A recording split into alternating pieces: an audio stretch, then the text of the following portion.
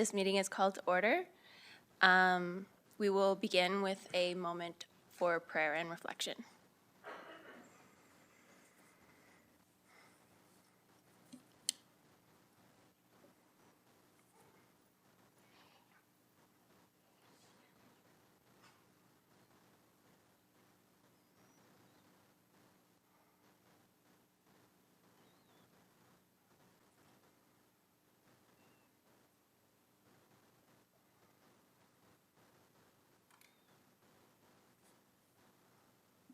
Thank you.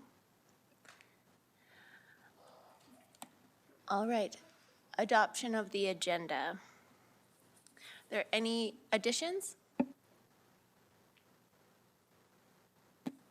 Seeing none, the agenda is adopted. Moving on to item 6, adoption of the minutes of the Medicine Hat regular city council meeting of April 18th, 2022. Any errors or omissions? Seeing none, the minutes are adopted. Our first presentation for tonight is Assessment Review Model and Future Impacts on Rural and Urban Municipalities with Dan Hamilton, Reeve, Tara Lynn Osrud, CAO, and Stephen Taves, Director of Corporate Services with Cypress County. Thank you. Welcome. You have the floor. Good afternoon, everybody. Thank you, Mayor Clark and Council, for allowing us to come and present to you.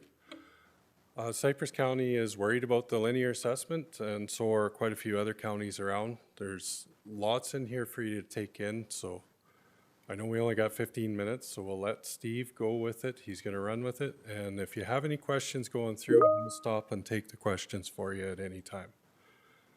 But we feel it's very important as a region that we all work together and try and get this nipped in the bud before it gets out of control. So with no further ado, I'll let Steve take the... Thank you. Welcome, Mr. Taves. Well, thank you. Thanks for having me. I'm terribly excited to be here, and thanks for that introduction, Reeve Hamilton.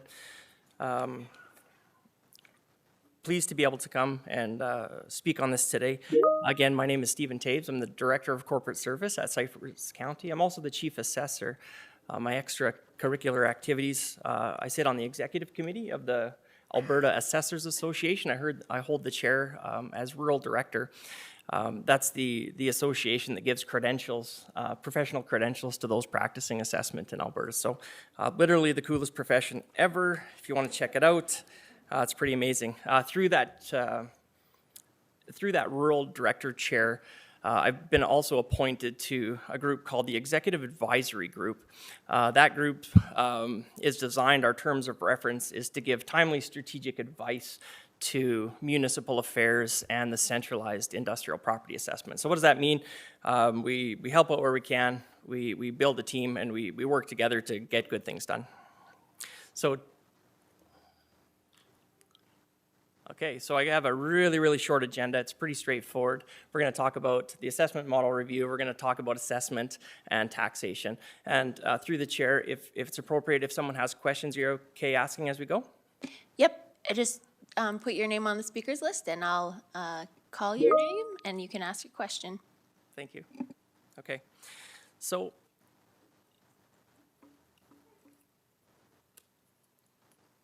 here we go. Okay, so assessment is, the principles of assessment in Alberta are ad valorem, or according to value. So what that means is it means the property you choose or the property you hold in a municipality identifies your ability to contribute to the burden, to the tax burden. It's it's a wealth tax, but it's not oppressive in the sense that you must participate. You get to choose the property you own, so you can almost choose the amount of taxes you want to pay. That's our system in Alberta.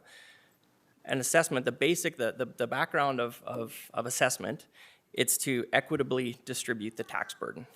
Kind of romantic. Right?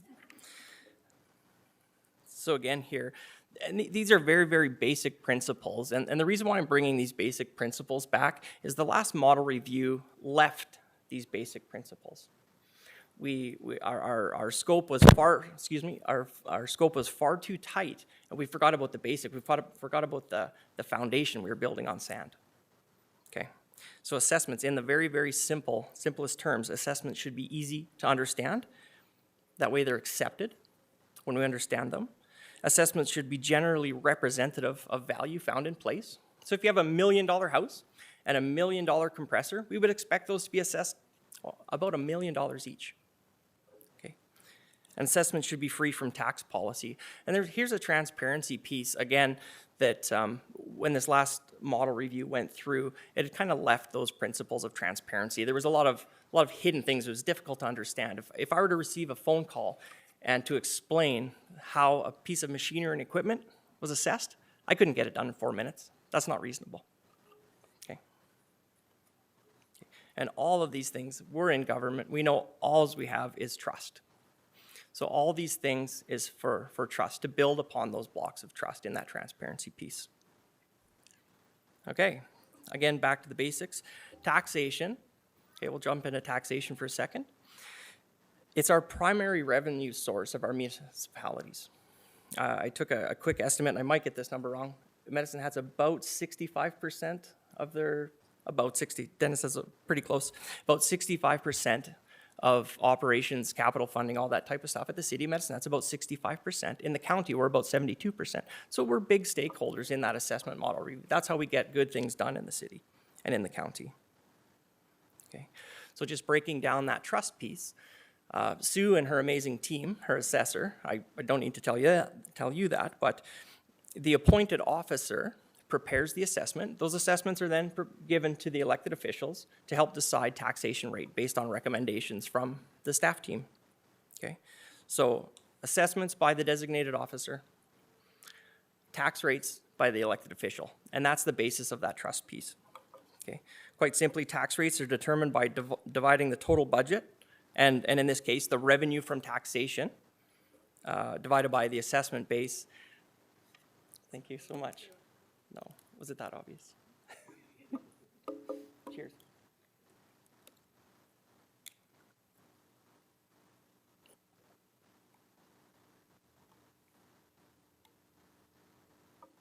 Okay, so the second line, it says total budget there, but the revenue from taxes divided by the assessment base will end up with our tax rates. It's that simple. Okay, and then the tax bills that show up at the house, it's just merely taking that tax rate, multiplying it by the assessment, and that's the taxes owing.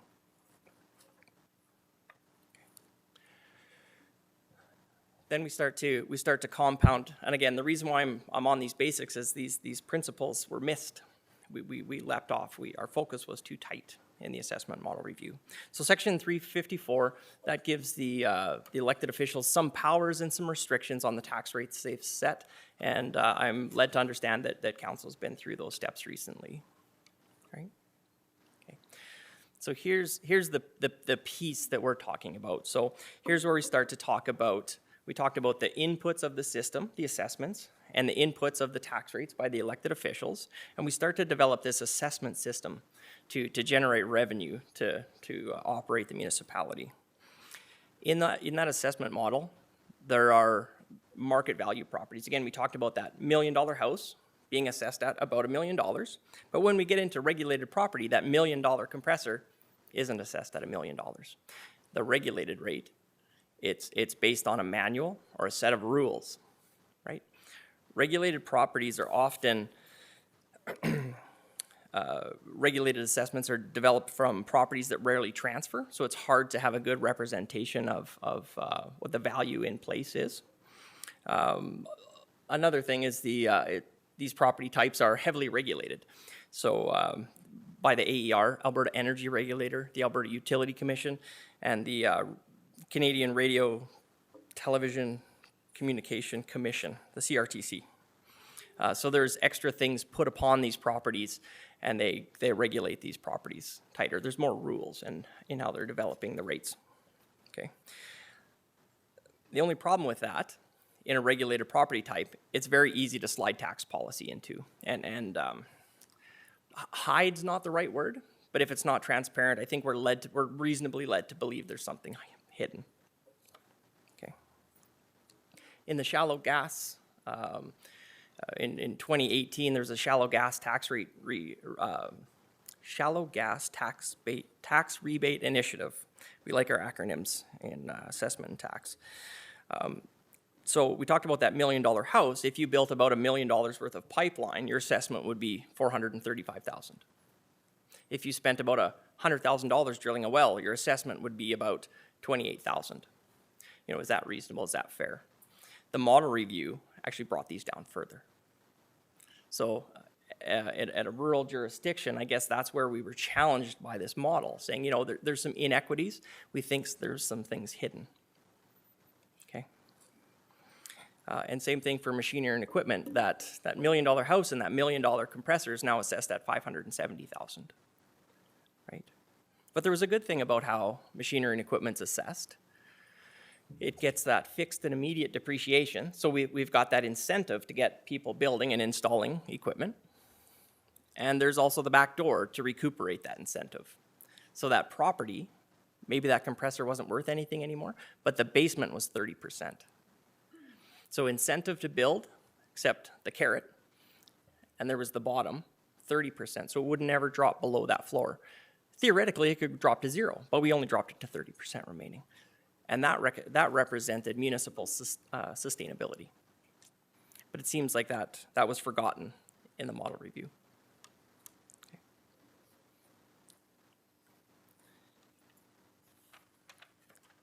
This slide just repeats what I've said there. The carrot and the whip. And it seems like it was quickly forgotten about when it came to the incentive. We're quite happy to take the incentive, but the other end of the deal seemed like that was okay to try to get rid of, if you know what I mean.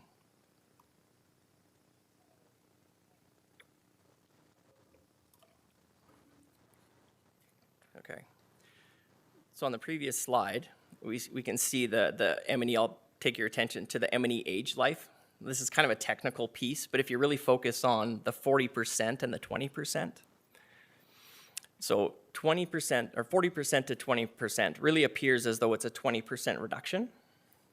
But you have to remember, much of our legacy equipment, our older equipment, was at that 40% floor, regulated at 30%. But the age life itself was at 40%.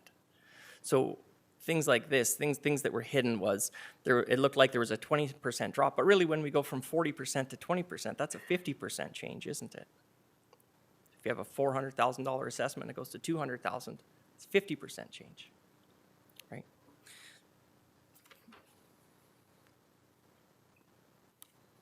Okay.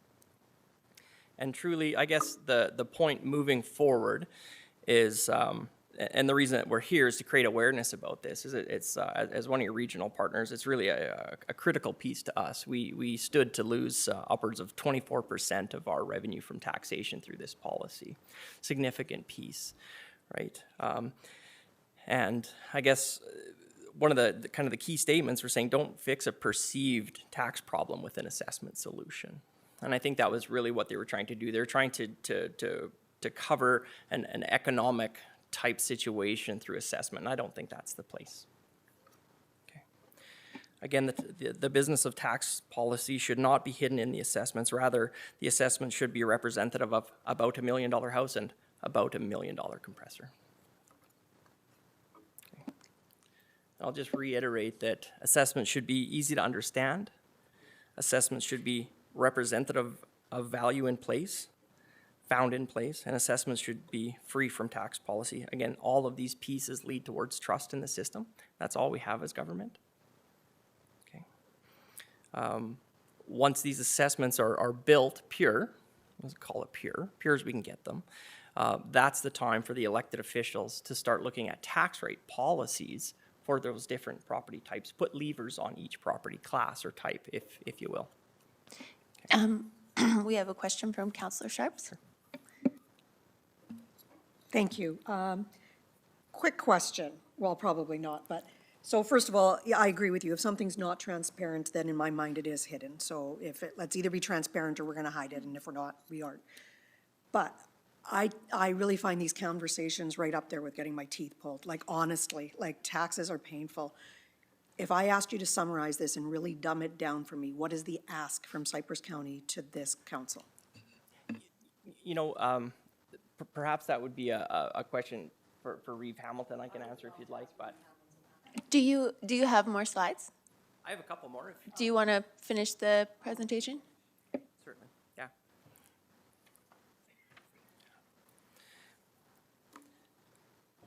And perhaps this might touch on your, on your question too. Maybe it will, maybe it won't. So as part of that executive advisory group, we've been, it's mentioned that we should expect to have, and wait for it, this is amazing, we're gonna have consultation to see how we should consult. Like that's just bureaucratic amazement. It's fantastic. However, we know how poorly it went the first time, and we really need to get back to basics. We need to get to that foundation and build off hard ground, not the sand. And so I work closely with RMA and AUMA, Alberta Municipalities now, on this executive advisory group with their team. And assessment's cool again. It's starting to get traction. So yeah, it is. It's absolutely amazing. Yeah. So, and our big asks in that consultation, for the consultation, is that it needs to be done in transparency. And we recognize that elected officials have privileges of privacy on those things. But with this amount of sensitivity and how it went the first time, we think perhaps the book could be opened a little bit more. And then secondly, we talked about, you remember the one picture graph? I should have had more pictures, but there was one slide with pictures. And we had a market value properties and we had assessment. We need to take a step back and look how those different property classes work with one another. We need to have a really good look how they work. If we don't understand how a market value, how $1 million house and $1 million compressor work together in the system to help finance and pay for the services and programs we deliver, you know, we've kind of leapt off on the wrong stair. We've started off on the wrong foot. So it's a little bit back to basics, get back to that understanding. What problem are we trying to solve? Identify the problem. I asked that question a few times, never got an answer. Okay. I think what we're looking for is vertical equity and horizontal equity. Vertical equity being if you own a $100,000 house and $1 million house, that's fair, that there's a system that's fair to all those owners between those two. And the horizontal equity, if you're a homeowner and a business owner, that there's some horizontal equity across property classes. That's what we're trying to build off. And I think we need to take a step back and understand how those properties interact with one another.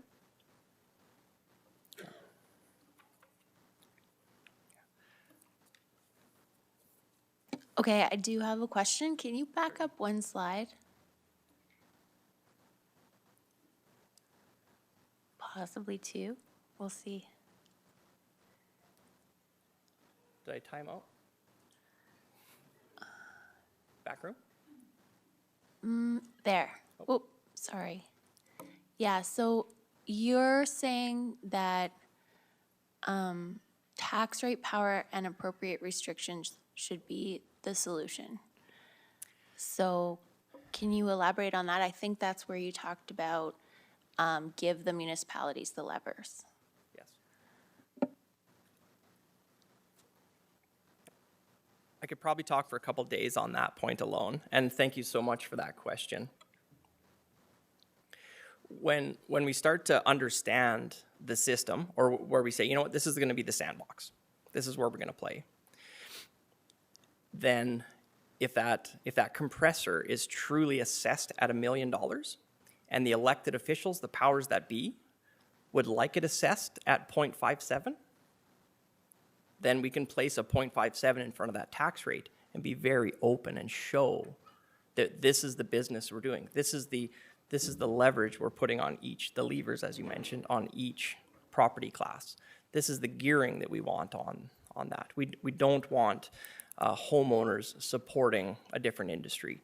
We don't want farmers supporting a different industry, and being able to truly understand how they work together in that system, inputs and outputs.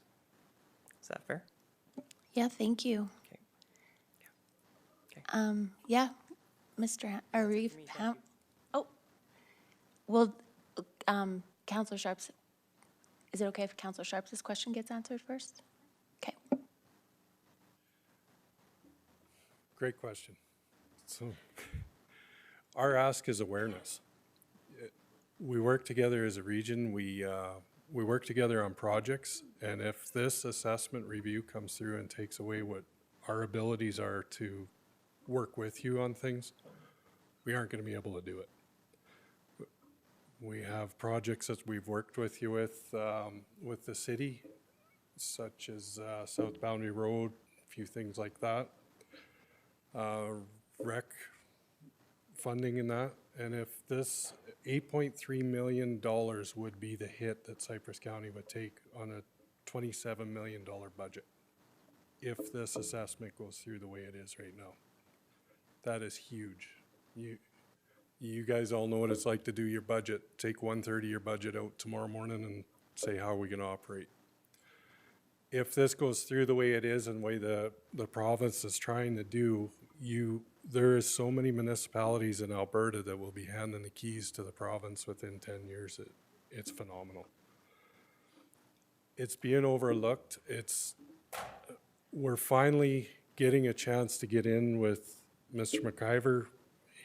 Minister McIver has recognized that there's an issue, that we need to be at the table with this taking place. So that's why we're here. We're trying to get all the municipalities, all the cities aware that we all need to work together with this. When you take that kind of assessment out of the system, everybody's going to be affected. The cities are going to be affected in the fact that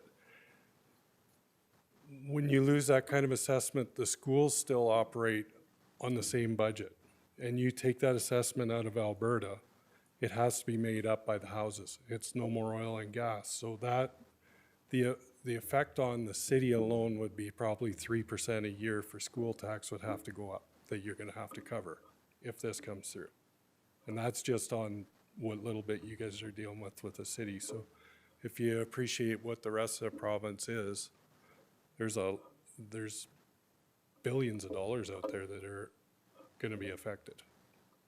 And we understand when the oil and gas came in and asked for these to come back, the gas rate was down. It was down to $1.25 a gigajoule. They weren't making any money, they were scrambling.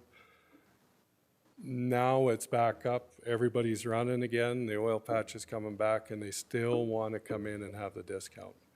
And that discount that we were talking about was put through that 35%, and it came out of the school revenue that the government paid for the first year, and then it came out of our revenue for the second year. And it's never been taken off the table. It's hidden. They still want more of a break on the taxes, and that 35% that the government gave them 2 years ago is still hidden in there. That's where we're talking about transparency, trying to show the Alberta government, hey, we're at the plate. We're trying to be forthright on this.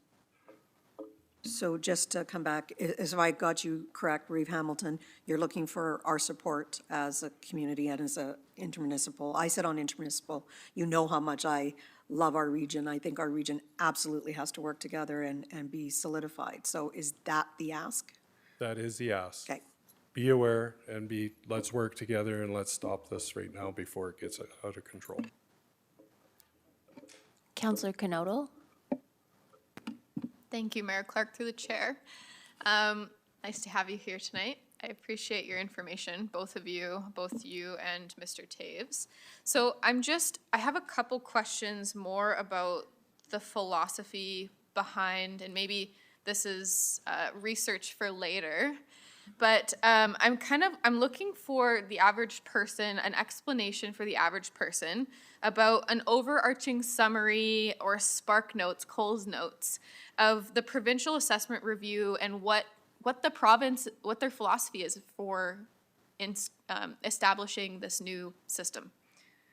That's my first question. There's more.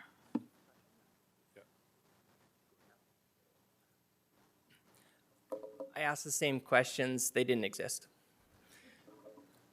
We were looking, I was sitting on the 5th floor of the legislature having a meeting with Minister Allard at the time, and I'll just share that I said, if we had a problem defined, the definition, if the problem was in front of us, I bet you we could solve it. I said, do you know what it is? And she She threw her pen on her book, pushed her chair back, and she goes, "I feel like you're reading my mind." So Minister Allard didn't know what the objective was. And so all we can say is that it was further decay of assessment, taxation policy in the assessment. I think I had this same look. Can I ask a follow-up? Okay. I appreciate that. That's concerning, to say the least. So what, and again, like a lot of this is just me trying to understand the philosophical meaning behind the changes and like why, what this one is about. So this one's a little bit lower down the, I guess, the Bloom's taxonomy scale. What philosophy supported the layering of assessment on, or the lowering of assessment, sorry, on machinery or other non-traditional assessments? Is that the same question? It's an amazing question. No, that's exactly the question I would hope for, and that everyone should ask when it comes to assessment. So specifically to that $1 million compressor and that $1 million house, it was I'm going to get the year wrong, but I do recall reading in the Hansards, the written word of the legislature that day, the design of the machinery and equipment. There was a pointed effort to incentivize construction. So there was a bit of a discount up front. The other side of the coin, to capture that incentive, was that assessment would not drop below, so that $1 million compressor wouldn't drop below $400,000 assessment. And that was to recognize municipal sustainability. And one more step further, when the model review came, they conveniently forgot about that. And so that's where we get our guard up a bit.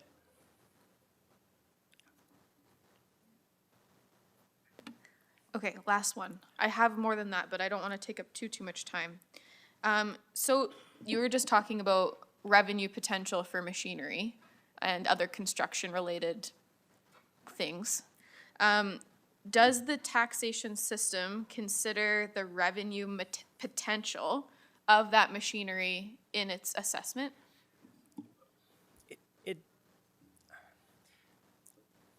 The easy answer is it does not. However, when they develop let's just call it a model. So when they say, when you drill a well of a particular depth, they'll use some parameters of that well. They'll use its depth, the schedule of pipe, is it thick, is it thin? And then what is it producing? And the equipment on top, right? There is one factor or two factors on production in that soup of assessment for wells. So it does consider, it's not an income, so it wouldn't be like if you bought a property to specifically produce income, like a rental, but it does blend in there. Yeah. Councillor Robbins? Thank you, Mayor Clark, through the chair. I have a question for you, Mr. Taves, and then I have a question for Reeve Hamilton over there. And yours is easy. So you mentioned it was, you're going to consult.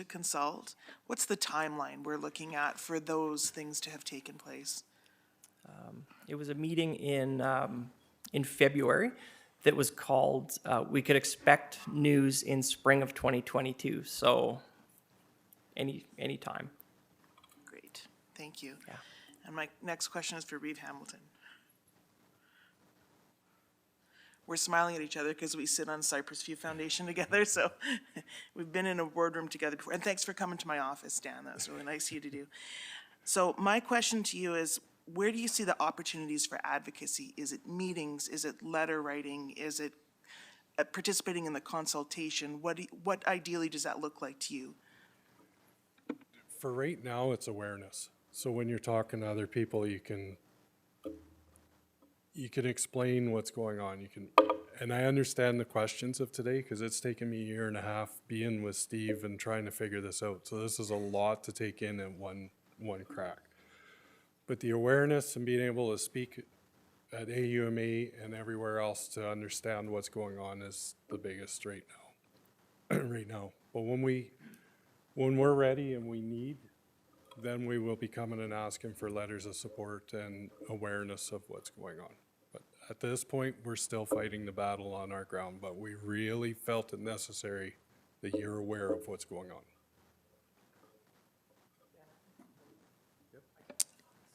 Yes, please.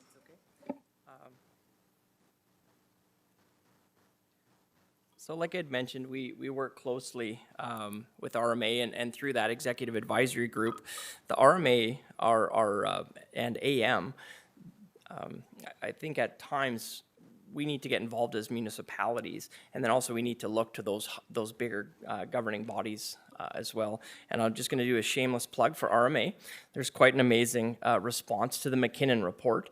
The Coles notes here is the McKinnon report talks about the unit of comparison being a per capita, but we don't have many people, but we have lots of roads. We have lots of roads to well sites. We have lots of roads to industry that don't have any people at it. So they have identified that it was the incorrect unit of comparison, and they do an amazing job. Even I understand this. And then also they put out a further response to that called Alberta's rural municipalities are unique size and are unique responsibilities. And one very interesting thing from here, this is a terrible plug, I know, but for example, British Columbia, municipalities take care of 10% of the area. Municipalities in Alberta take care of 88% of the area. So when we do an apples to apples comparison, and the province says, hey guys, you guys are kind of, you're some bad actors down there, you're not being financially prudent. We're like, well, wait, we take care of 70% more of the area. And when you boil it down into the proper unit of comparison, it looks like we're pretty okay, actually really good. So I think some of these pieces and supporting those groups is good too. Yeah, thanks. Councillor Hirsch? Thanks, Your Worship. Through the chair, so whoever wants to field it, but I've got a couple questions. You know, I'm a big person to understand, and I do understand the issue. You did a great job laying it out. The challenge is, who's our counterparts? So who, and I get it, so I live in the world, if it doesn't make sense, must be political, et cetera, et cetera. So I do need to understand, when you do your levels of review, sit down with meetings, who's the opposition to this? And it might be maybe a Dan question, it might be yourself, but I would like to know, because as an aside, I had talked to Reeve Dan at the start of the meeting just quietly and said, you know, as the politicians start to gain aware about this, they're saying, hey, wait a minute, what's going on? So maybe elaborate for us as to maybe who, when you say they and the reports, who is that? Thanks. Thank you for the question. I'm going to try to walk the razor's line here, but also be that open book, that Sure. transparency I was preaching I get about. it. When we go to the table, perhaps it was that get an inch, take a mile, and there was some traction there. But really, it's strong advocacy groups of industry. When an assessor comes to prepare that, we have neither friend nor foe, if you can picture that. But we're coming with what's right, what's appropriate, what's equitable, how elected officials are going to be able to truly equitably distribute that tax burden. And then we get, we'll call them stakeholders, and they're advocating for this piece and advocating for that piece. And sometimes that advocacy is noise, and it seems like the conversation always gets tilted from that noise, because the assessors are always just asking for what's right. Right. So we always lean one way. Is that answer? Well, and it does, and I guess I can read between the lines, quite frankly, too. One thing that does give me consternation is the manipulation, if you will, and it is a razor edge, I get it, because we live in the world of having taxpayers, that most in this room are saying, what's our level of fairness? And when we start, I'll call it manipulating, but when you start inserting, well, we're gonna do this as an incentive, et cetera, that is the thin edge of the wedge. And now you go, hey, we had success with that. It really didn't hit the public news. It didn't, and this is a way from which we can gain some advantage. I get it, we've got an oil and gas industry that is in trouble, quite frankly. This is an effort, obviously, to help them along the way as far as an incentive program, let's just call it as honestly. But I guess intuitively, I'm not a big fan of using this manner. So I do understand your connection when you first started your slide with a very simplistic, hey, it's just all about value, right? So now we're off on a tangent here, and why aren't we going back? So I guess the question is, how much work's been done? Cypress County is clearly not alone. So can you give us an update in terms of the lobbying efforts on your guys' end? Where are you guys at? Who have you met with? Is RMA involved? Is AUMA involved? Maybe that sort of update?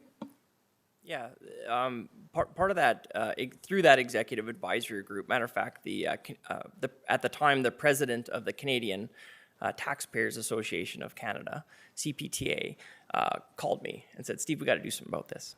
And so the dog and the cat were now at municipal affairs saying, hey guys, this isn't right. So that kind of got some of the ball rolling. But our big partners, our real stakeholders are us as municipalities and RMA and AUMA or AM. Those are the municipal stakeholders in that group. As far as work that was done, AM and RMA were extremely nimble in their response to this. I was camping with my family August long weekend of 2020, and we were in a remote place without cell service. And we went into the town site, August long weekend 2020, went into the town site, and my phone blew up. It was the closest thing we've ever had to an assessment emergency.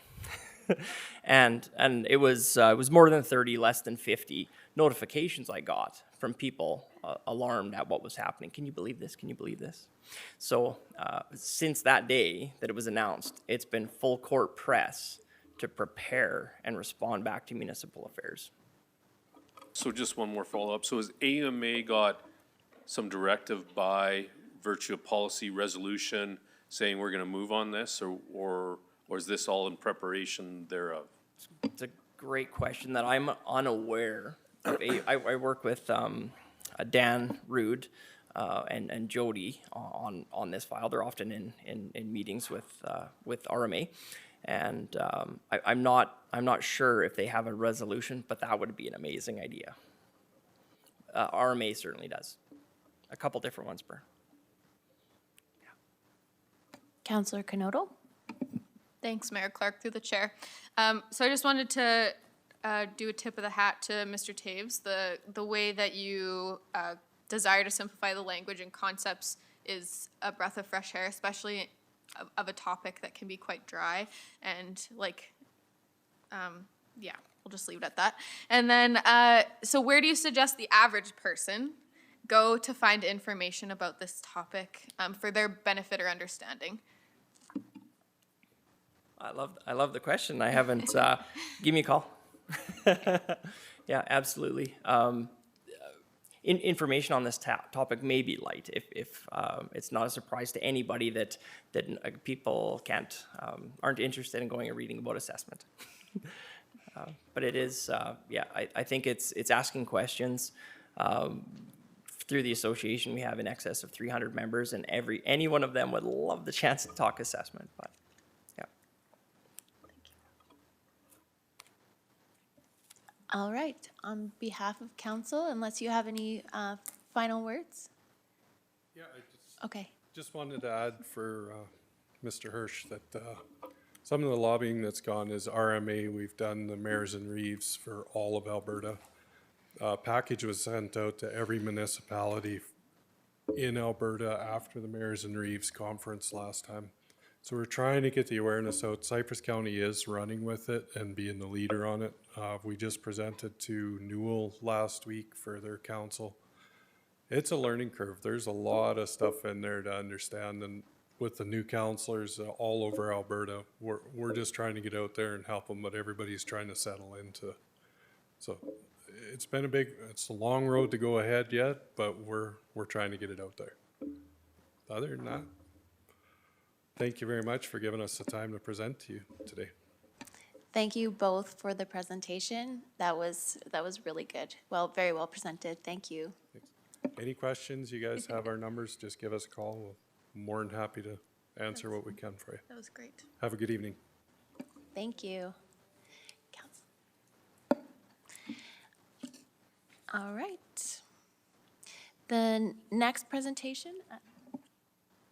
Oh, sorry. Move reception, Okay, Your Worship. thank you. Second. All right. Any discussion? Okay, we'll vote.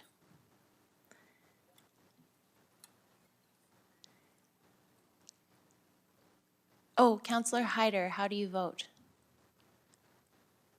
I accept.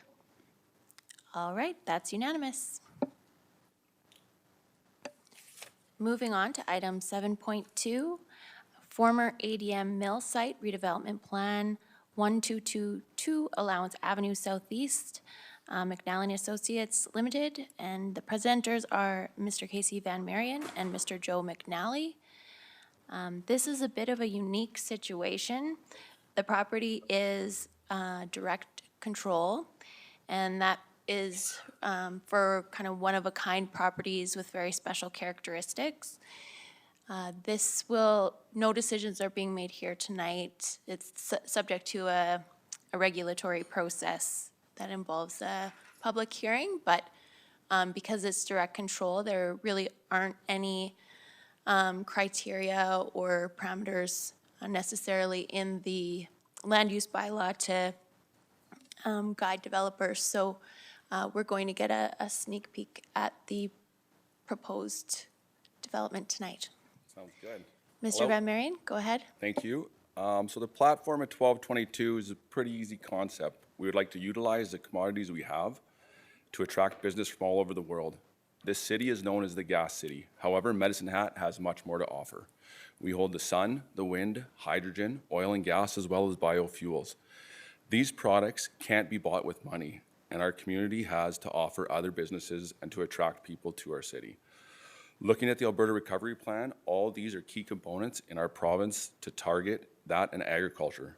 This landmark was once the driving factor for Medicine Hat, and we would like to utilize the 200,000 plus square feet to attract industries such as ground mount solar manufacturing, hardwood biofuels replacing coal in other countries, high-rise vertical greenhouses in the 24 silos already in place, as well as education from the ground up in trades and manufacturing and other options.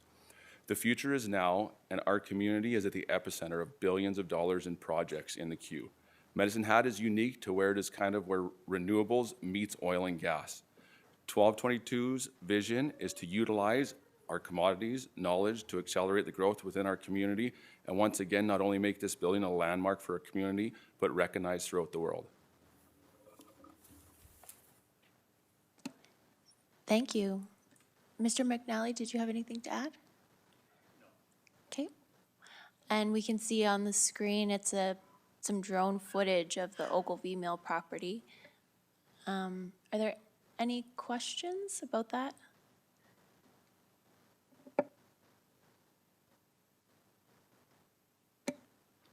Councillor Canoto? Thanks, Mayor Clark, through the chair. So, thank you for, I was going to say hi, how are you? Thanks for being here tonight, Casey, I appreciate it. So I think the first question that comes to mind is, I know that we're not digging too deep into your project, but that was a fairly surface level statement about what's going to be happening at this property. This is, my understanding is this is kind of a dream project. This is something that you hope to work on for a decent amount of time. So what can people expect from it that's a little bit more tangible? Basically just the manufacturing, making, design, development of renewable energies, as well as, utilizing the knowledge from oil and gas industries that's already here and working kind of together as a collective group to offer new products, new ideas to the world. It sits on a train station. We're very centralized throughout North America. Exports would be great. So it's kind of an energy hub is the ultimate goal, whether it be oil and gas, whether it be renewables, whether it be biofuels.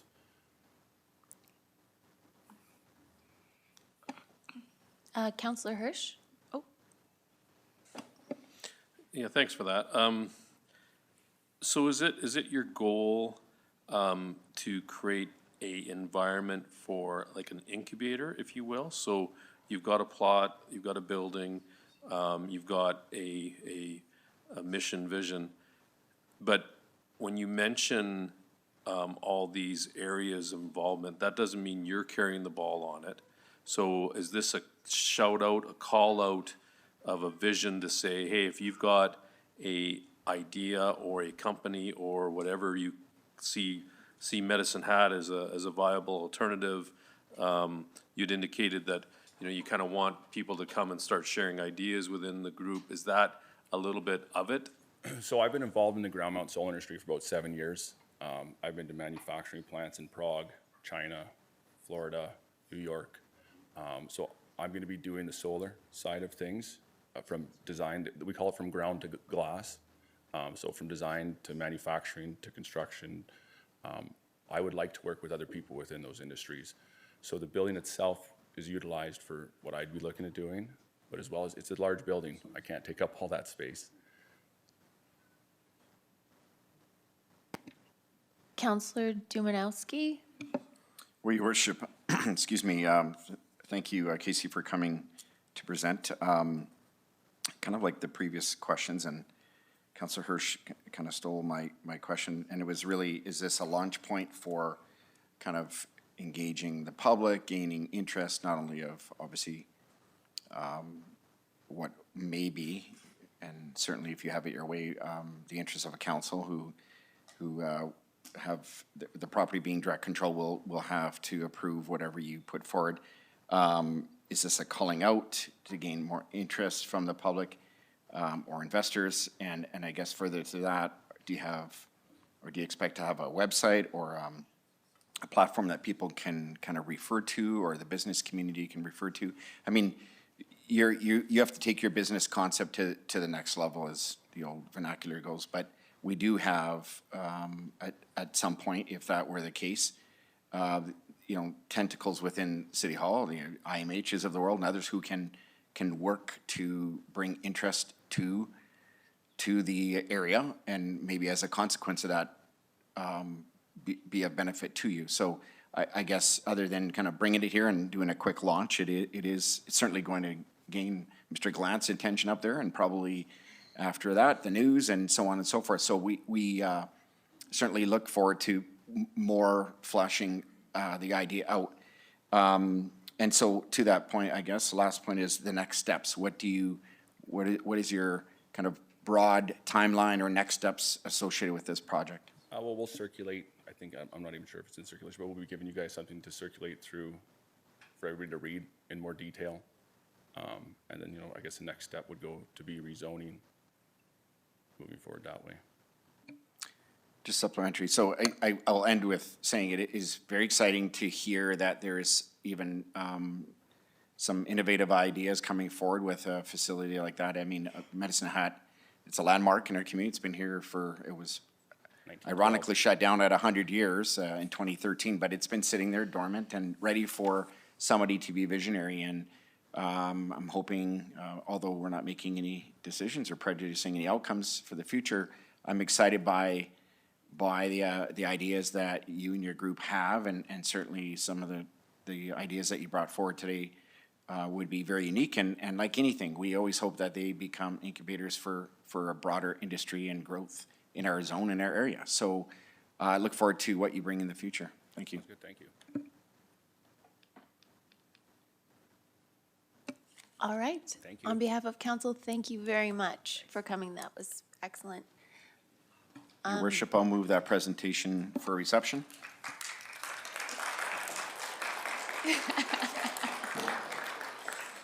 I'll second that. Questions or comments? Seeing none, we will vote. Counselor Hyder, how do you vote? I vote yes. And that's unanimous. Moving on to item 7.3, micro-transportation, e-scooters and skateboarding, bylaw amendments, Medicine Hat Skateboard Association, Chris Nickel, Vice President, and Michaela Burgess, Treasurer, and Davy James, Director, and Zach Baralt, Skateboarder, for a presentation. Welcome.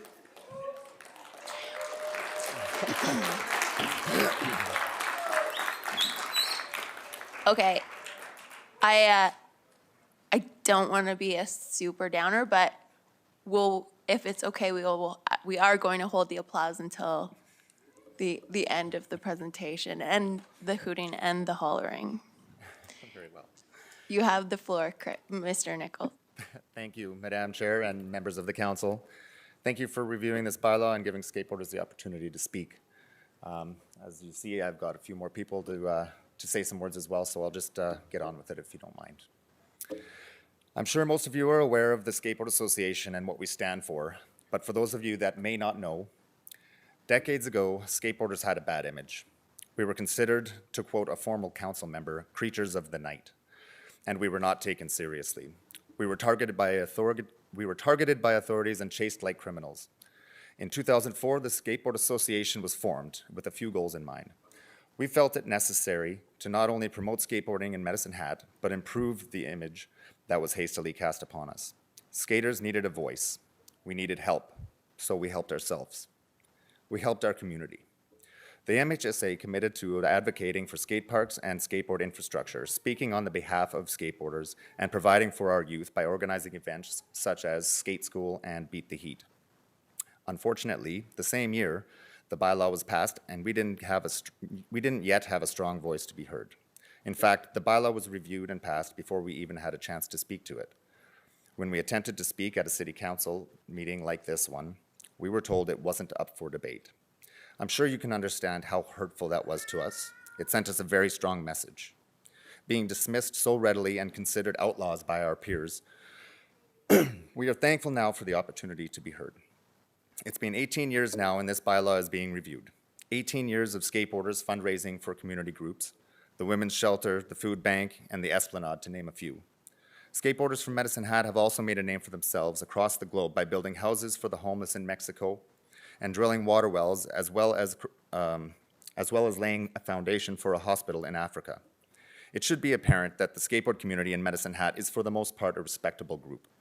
Not only that, but we have succeeded in hosting a skateboard competition that is recognized federally and contributes to becoming Olympic athletes.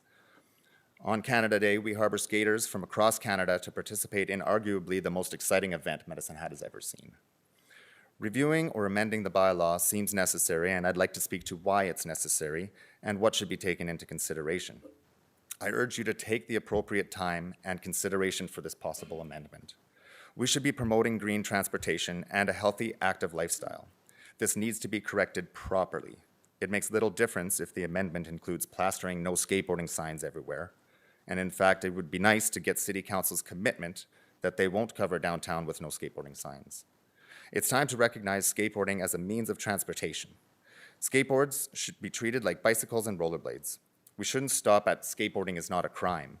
We should advance to skateboarding is welcome. We should be welcome to downtown. We should be accepted in parks and on paths. We should be considered the contributing members of this community that we strive to be. Before making your decision, please think about the message that you are sending. Please think about the message that you want to send to the youth. Not only the ones that have worked so hard to make a positive difference in our community, but to the youth of the future that will learn about this and realize the rewards for their actions.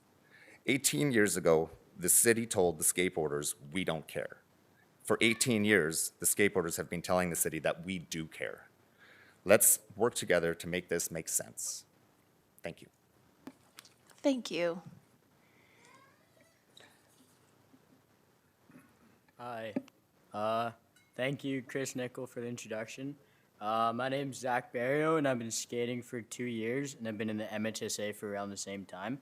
Today I'm going to be talking about the skateboarding side of the MHSA and what we do to uphold our love for skating. The Kinsman Skate Plaza, which is the big skate park next to Kincooley, was $650,000 to pay for it, $2,000 of which was paid by the city. Shout out the city. The rest the MHSA had to raise. We also raised money for the integrated skate spots, so the one in Crescent Heights and the one in Samus Heights. I'm just so hyped to be a part of a community that cares enough to put in the time and effort to keep doing what we love. Another thing that we do is host one of the biggest amateur skate competitions that Chris Nickel talked about, Beat the Heat.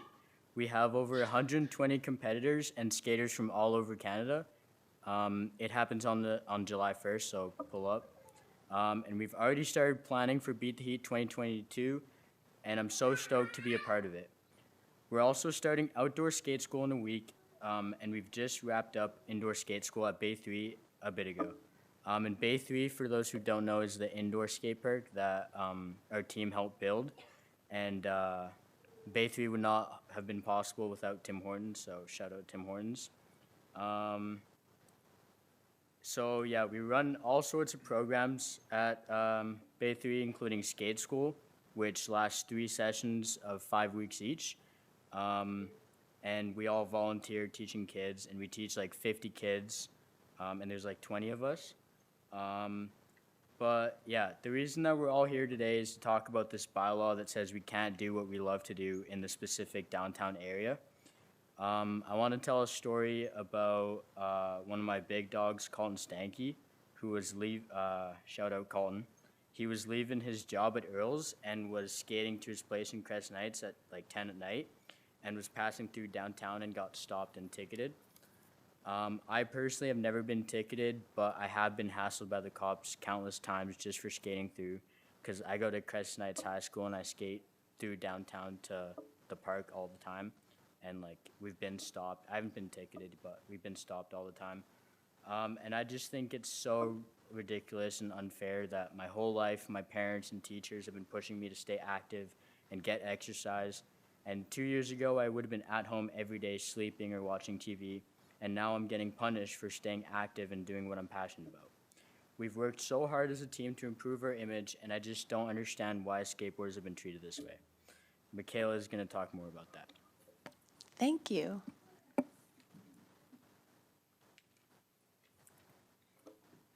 Hello. Sorry. All right. I'm Michaela Burgess. I'm the treasurer of the Skateboard Association. I have been a part of the Medicine Hat Skateboard Association for 5 or 6 years. And I'm going to talk more about what Chris Nickel was saying about our goals. One of the goals of the Medicine Hat Skateboard Association has been to improve the image of skateboarding and skateboarders in our city. I want to give you a few examples. The Medicine Hat Skateboard Association kicked off our campaign 17 years ago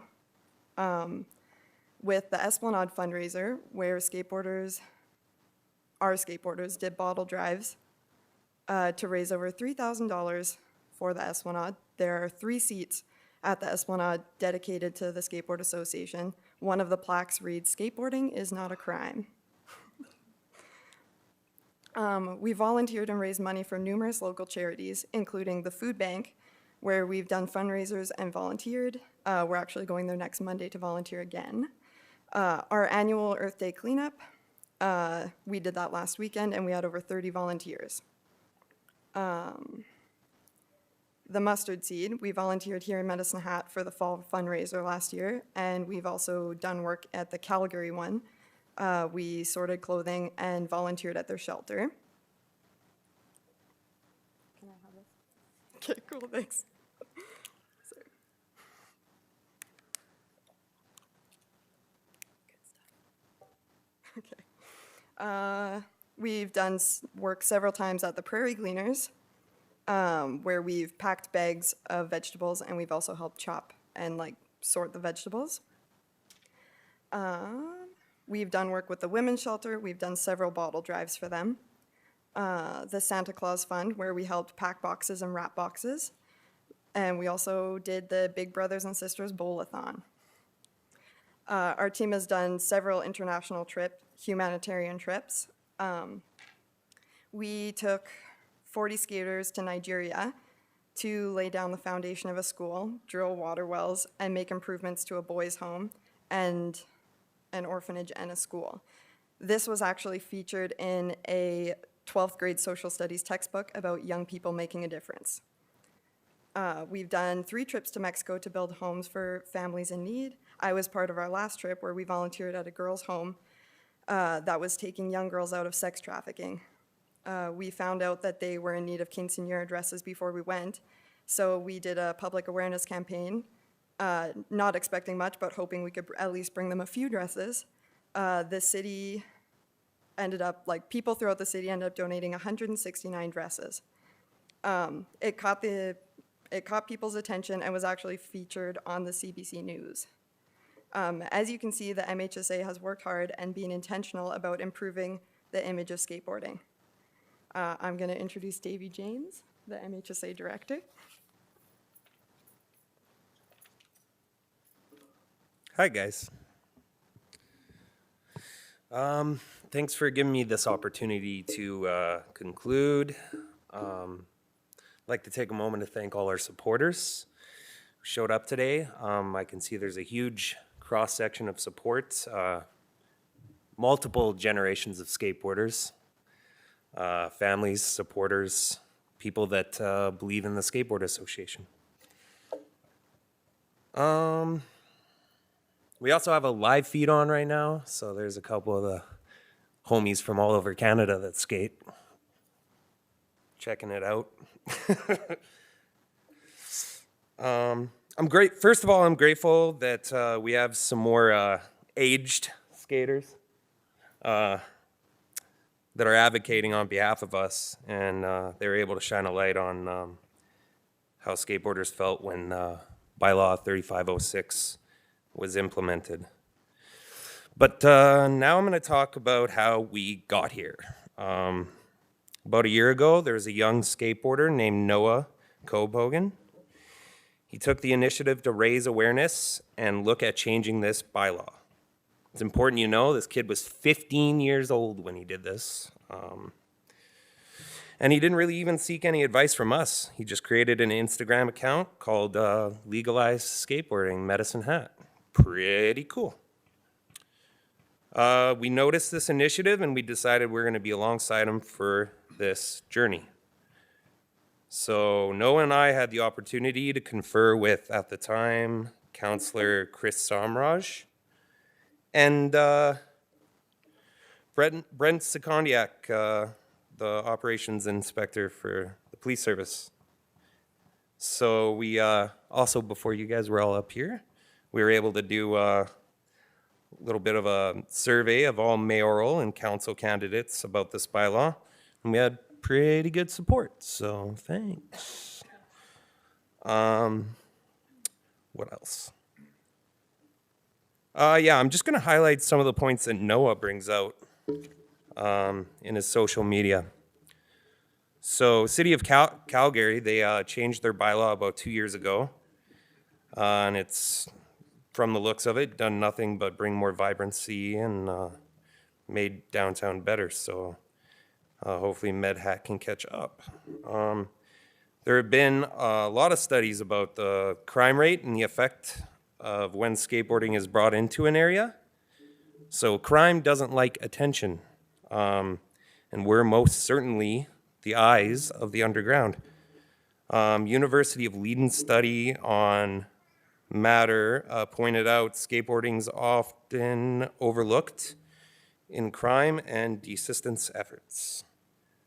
Noah also pointed out that there's an entire demographic of customers local downtown business owners are missing out on, so that sucks. And brings up the point that denying an ice skater the use of an ice rink, and you know, if you denied a cyclist the use of a road, that'd be ridiculous. So why deny the freedom of the streets to this new generation of skateboarders? The perceived dangers of letting people skateboard is based off of misconceptions. I think it should also be noted that in a skate park environment, there's an etiquette there's a rotation process that happens naturally for the safety of all parties involved. We can go more into that later, but yeah, check out Noah's social media if you want to be informed. Yeah, at the end of the day, it all just comes down to inclusiveness.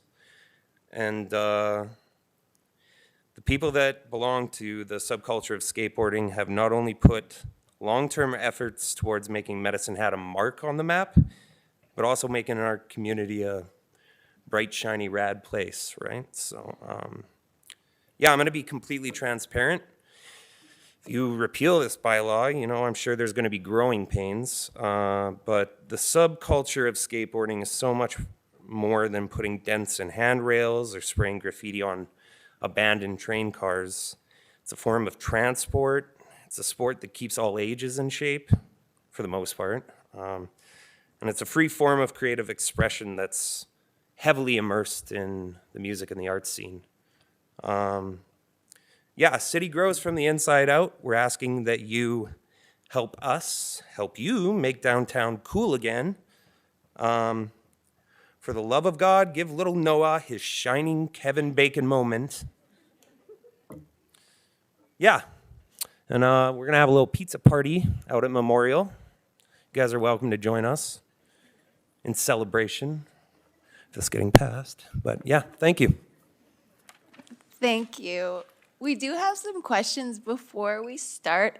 Can I just clarify what the ask is, like where we have this bylaw on the table later? And I thought I heard you saying maybe wanted us to slow it down and do a bit more consultation or thinking about it before we did anything else. Yes, thank you. Very good question. What I mean by that is it took 18 years to finally review this. If this isn't done correctly, if the amendment isn't done properly, if there's a improper wording in some fine print or whatever, and if it's just not the way it should be, we don't want to wait another 2 decades to change this. It's taken 18 years to get back to square one, and I think it's time to progress. And I just don't want this to be overlooked and hastily make a decision. Thank you. Councillor Hirsch.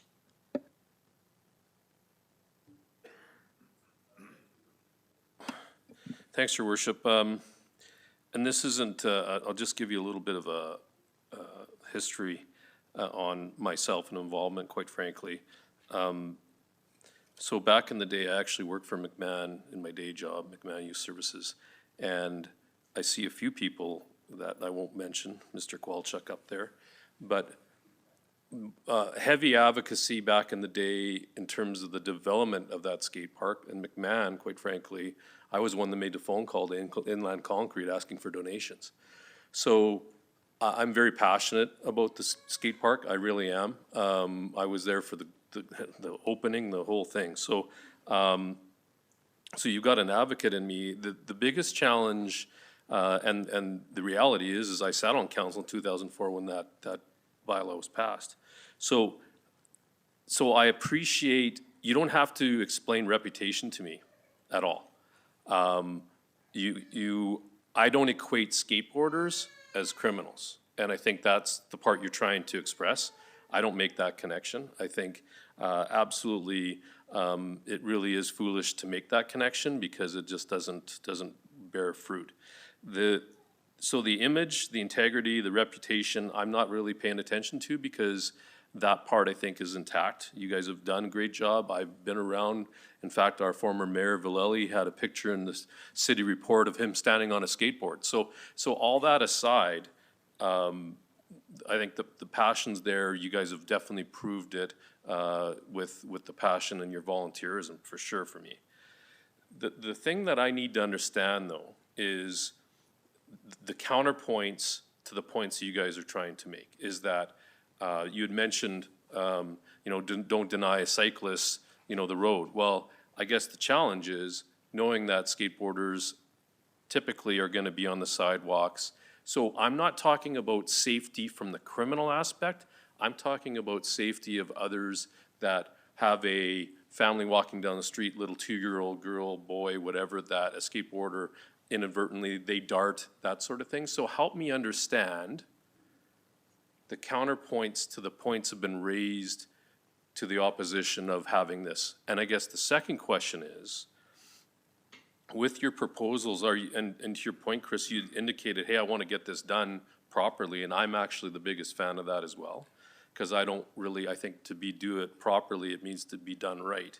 So my question is this, you'd indicated, don't deny, you know, et cetera, but I do think that we have to share, if it is the sidewalks, if it is roads, what's the vision to that? And is there any limitations that you would feel suggested that you have geographically within the city? Like, is it your feeling that everywhere in the city, we want free access to be able to skateboard? I get it. I don't think you should be traffic stopped because you've got a skateboard. I get that piece. But help me understand the points that have been raised in opposition. Can you help me understand and defend your position? Thank you, Councillor Hirsch. I appreciate the support that you've given us in the past, and great questions. I'll try to address them if I can remember them properly. As far as the, you mentioned a safety aspect, like a family walking on the sidewalk. We have to understand that skateboarding is the only thing that's being targeted here.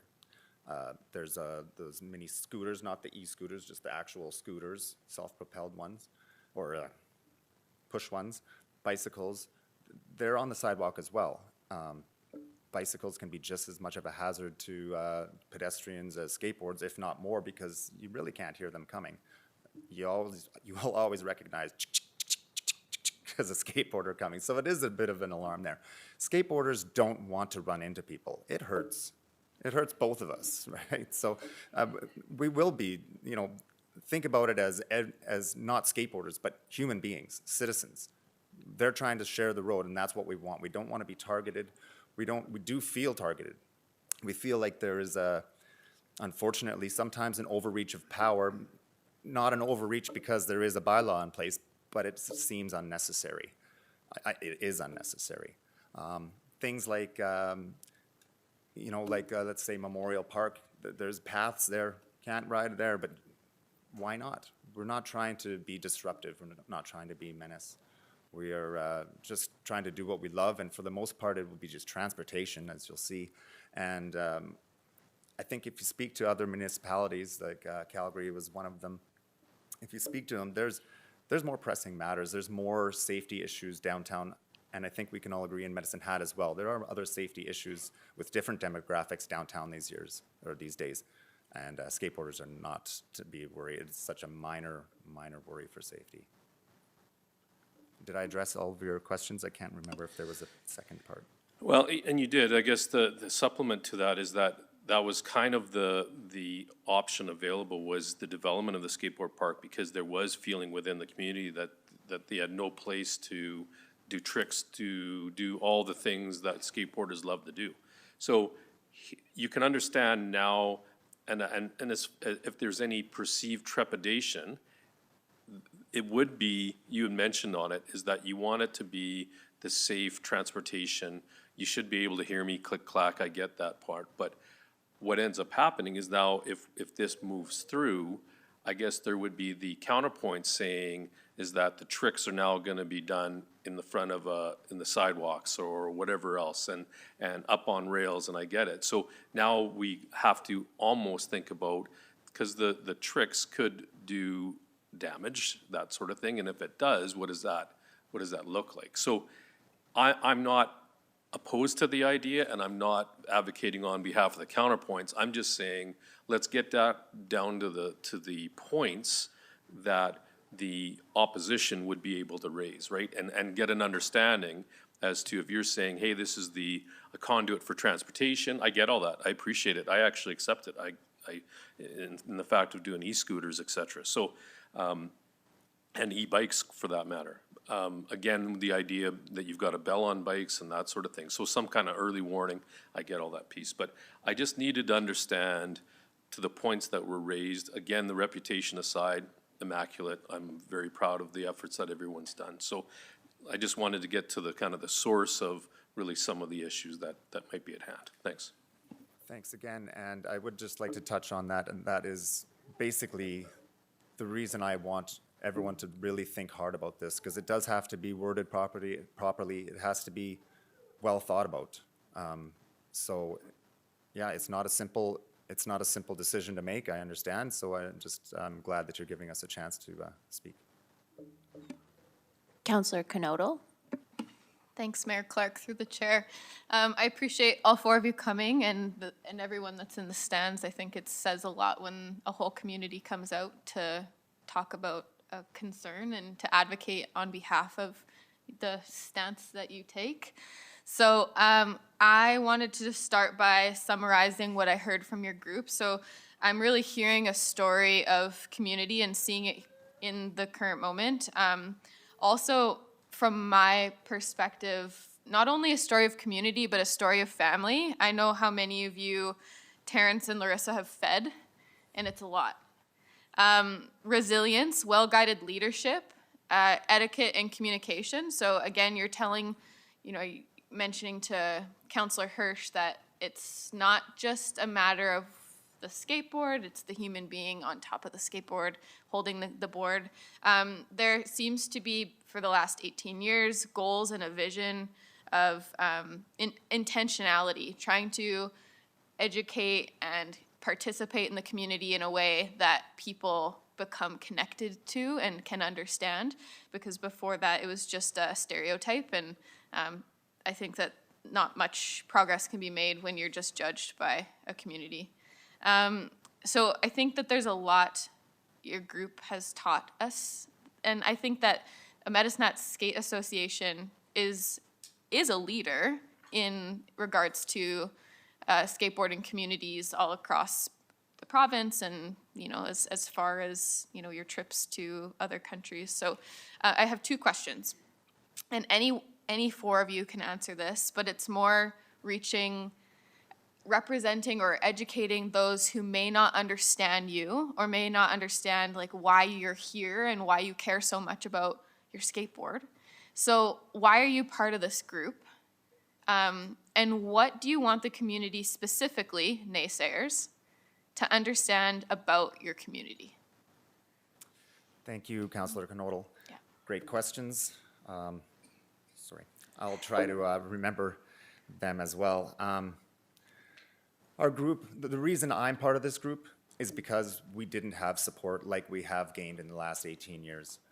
We didn't have much as far as, the skate park that McMahon helped and that we had built, but it was still a struggle. Other communities were providing skate parks fully paid for by the city. They didn't have associations that had to fundraise and raise 2/3 of the amount for the skate park. We've had to do that twice, and we still have, unfortunately, subpar skateboard facilities compared to smaller nearby communities like Tabor, paid for by the city itself or the town. So it's a struggle, and I feel that since we're here, we kind of get taken for granted for that. And so I just feel that with what we've taught our community of skateboarders and what we keep instilling these ethics, things like that, and this might actually touch on some of Councillor Hirsch's concerns as well. We're teaching ethics, we're teaching graciousness, we're teaching positive influence, and we know that will carry on with the majority of the skateboarders in our group. Are they allowed to skateboard on the sidewalks downtown? I know that it will carry with them. We've seen it. It's been passed down from generation to generation. And, I've seen young kids I've known since they were 9, now are leaders of our group and leaders in other cities.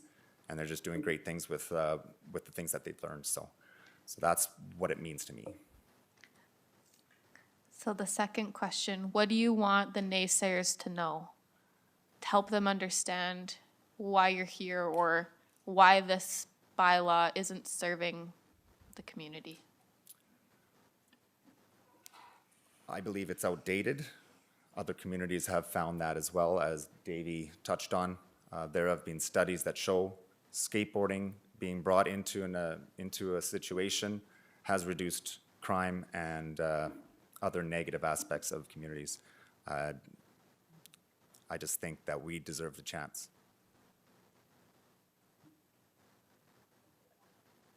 Counselor Sharps? Through the chair, first, thank you, Chris, and all the speakers. That was an absolute awesome job. You did great. You were well articulated. Your facts were well presented, but I have questions. So first, I am a downtown stakeholder, and you can, once this is passed, you can skateboard down my street all you want. I am more than happy. I remember my nephews came here about a year ago, and they're all 20 to 30, firefighter, university student, and a delinquent. And every one of them is a boarder. And they look up Second Street and they're like, that would be so awesome. And I'm like, yeah, it totally would. So the reason I'm telling you this is I want an agreement from you guys that I have never had a bad impression about skateboarders. So I'm asking you not to think that we all have that impression. I promise you we all don't, but you agree that not everybody over the age of 50-ish has a bad impression of you, because we don't. You have a lot more support than you think you do. So a lot of us, I mean, I think it's great. I will never get on one because I shouldn't barely have a license. But I'm going to tell you right now, you guys are, I'm excited about seeing you downtown. However, and I'm going to caveat this, it's not the decision in my mind that's a problem. I'm ready to say yes to this, and I know that's really bad, but I've been watching it. My issue is the execution, which is much your point. I want to see some really good engagement, especially on 3rd Street. I know a lot of the businesses on 3rd Street are really anxious. And I think it's because they don't know. So I think we just need some good conversations. They need to meet you and understand. And it's not that they have a problem against skateboards. They're worried about their clientele. How do they get in here? Am I going to be sued?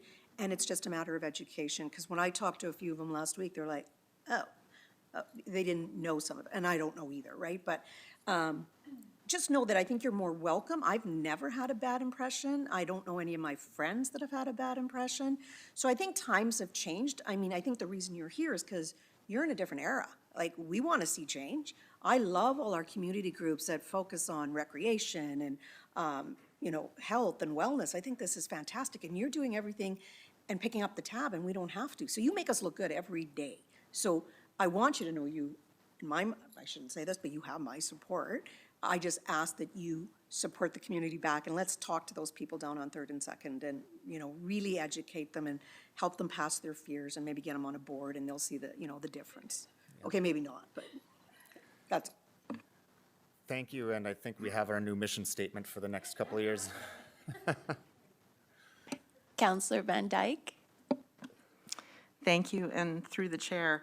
Yeah, so prior to the election, I hadn't really thought a lot about skateboarding, so I know skateboarders, and I actually know you, Chris, but because it's not something I do, I hadn't given a lot of thought, and I didn't even realize there was a skateboarding bylaw prohibiting skateboarding in the downtown. But we do want to see a lot more vibrancy in the downtown, and exactly as someone in your group had said, when there's people in a space and eyes on a situation, there's less crime and just more positive outcomes. And so I think we all as a city want to see that happening. Councillor Sharps has obviously touched on some concerns for local business owners as well as Councillor Hirsch. But our own municipal development plan has as a guiding policy under efficient public services that the city will maintain and expand its active transportation network with consideration for micromobility options, which is skateboarding is one of them. And so the ability for people to get around more easily in the city and be active in our community and have a lower carbon footprint are all valuable things for our community. And also, of course, even though I don't skateboard and probably never will, I have followed the Skateboarding Association over the years because of your charity work and the work that you've done mentoring within the community. And I think it's so commendable. And you worked really hard to rehabilitate an image that, in a sense, was built out of nothing. And you guys have spent almost 20 years trying to show the community that you're valuable members, and I appreciate the hard work and all of the mentorship that you have done over the years. It's really amazing. Thank you. Thank you. Counselor Hyder? Good evening, and through the chair. I'd like to thank each of you for coming this evening and presenting to City Council. Great presentation. And I do have to say, as a person who works in non-for-profit and fundraising and giving back, I always sat and admired the work that your organization does, not only throughout our community, but obviously you've traveled far to rebuild places for people that need help. I support this. I think I'm echoing some words here of Councillor Hirsch and Councillor Sharps. As long as we can have these conversations with downtown business owners, and so that people are aware that your presence will be, there. It'll take, an adjustment like any other change, but as long as it's a positive message, which I don't see why it wouldn't be, from all the great works your club has done, and just for the safety of pedestrians downtown, and people just being more aware of what's might be coming down the pike. But again, I appreciate you taking the time to come this evening and do a presentation. It's exciting, and I wish you all the best. Thank you, Councillor Hyder. It's my turn. So I have a few questions for you. You talked about skate school, or I think that was Ms. Burgess. Oh, no, I'm sorry. Mr. Baralt? Not even close? Barrio. Barrio, my apologies. Excellent job, by the way. Can you tell me about what ages that goes to, like what the different age groups are?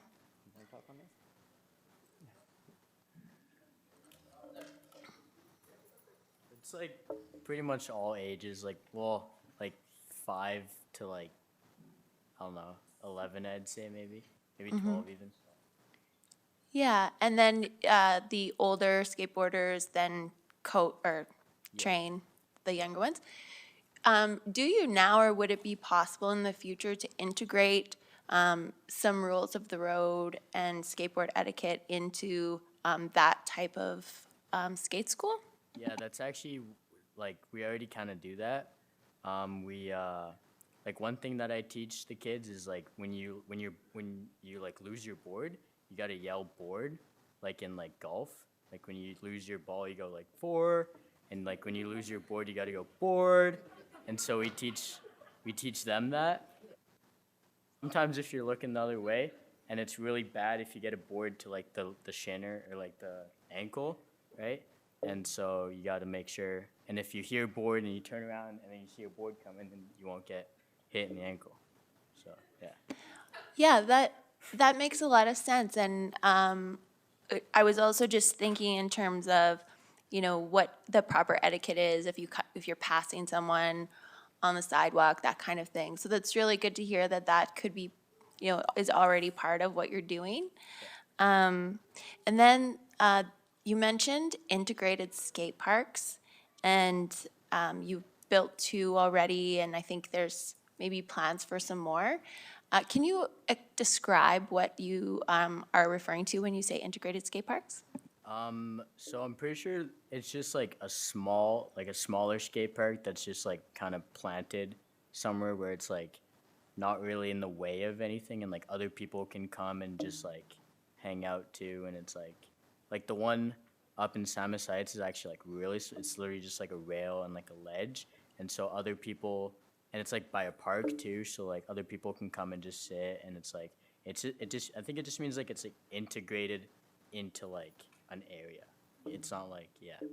That sounds about right. Did you want to add, Davey? I'll further elaborate a little bit. Shout out Josh Wan. Yeah, integrated skate spots. This is a project where we're talking legal skateboarding spots sprouted out all around the town. Small little spots, but they're integrated to look the part. They're integrated to look like the architecture already there, you know, like look a part of the scene, but these are legal skateboarding spots. And that's huge, right? Because we want to bring normality to what it is we do. So there you go. That's a little addition. Thank you. That was really helpful. The next question I had is for you guys. When were you made aware that this bylaw was coming up? You got this. Are you asking when we were aware that this might be reviewed? Less than 2 weeks ago. We did touch on it before election time. I did bring it up. This was kind of the reaction I was hoping for, so, and here we are. Thank you. Because I do agree with you that it's really important that when we, change something, that the community understands what we're doing and why we're doing it, and they feel some comfort around it, especially something like this that is such a good, in my view, it's such a good news story, low risk, high value, provided that it's well understood. So I do just want to let you know in what the wording is in the bylaw. And so it basically is just saying that it repeals the skateboard bylaw.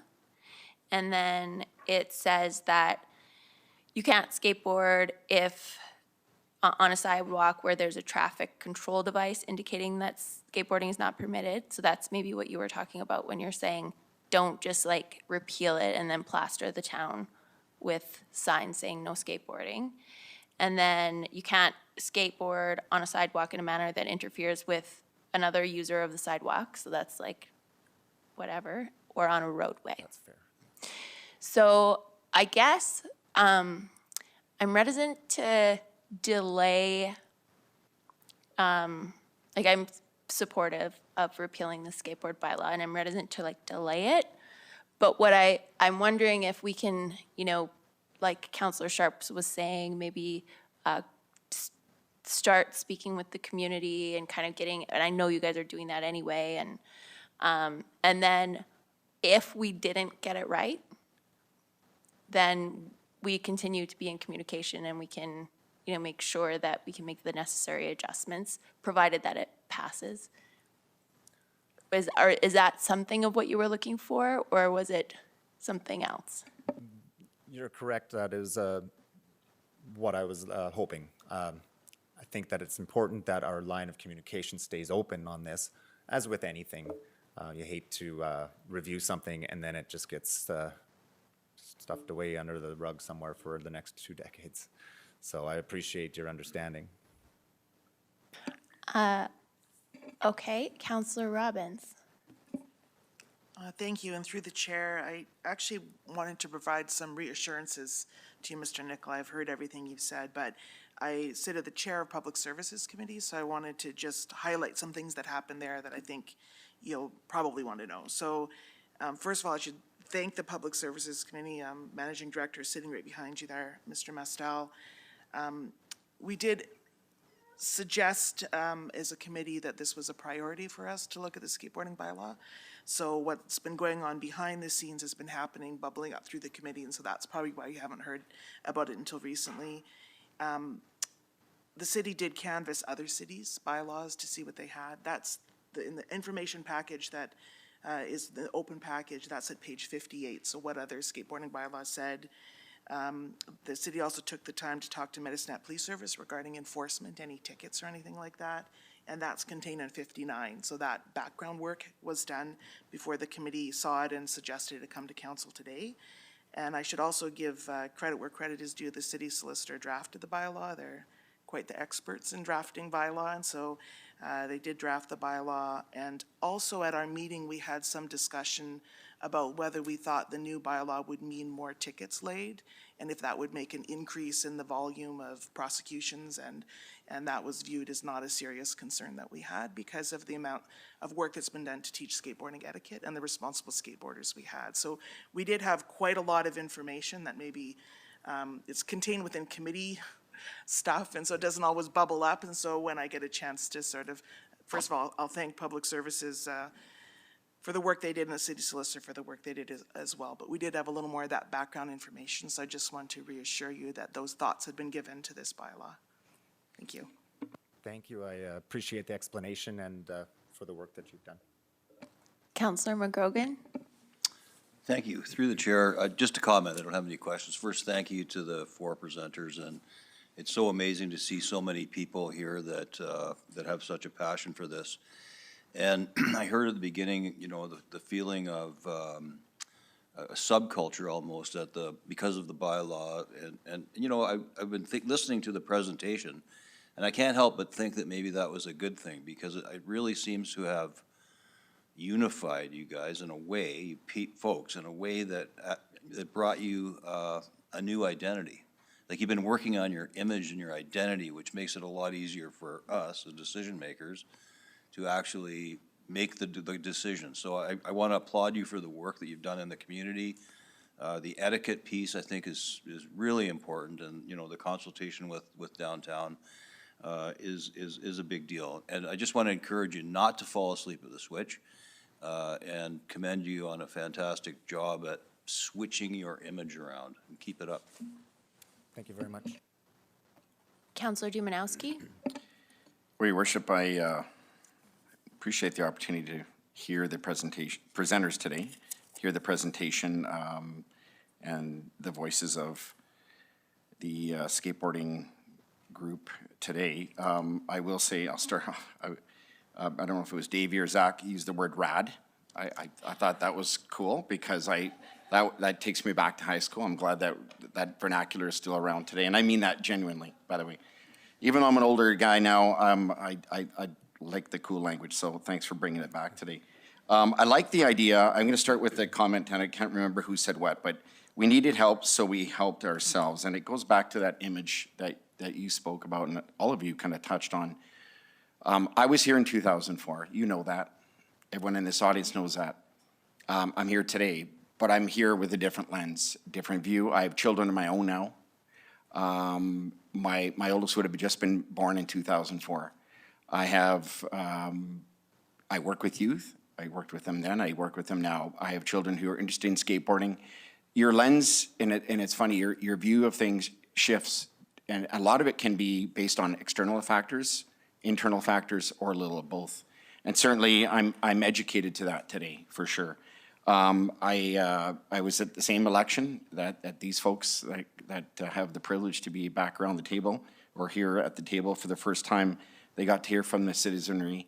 I can tell you, I didn't hear a lot, and I say this very intentionally about this. And interesting, in leading up to today's meeting, even thinking about how much interest has really been paid to this issue since the onset of that bylaw. And I would argue very little to my knowledge.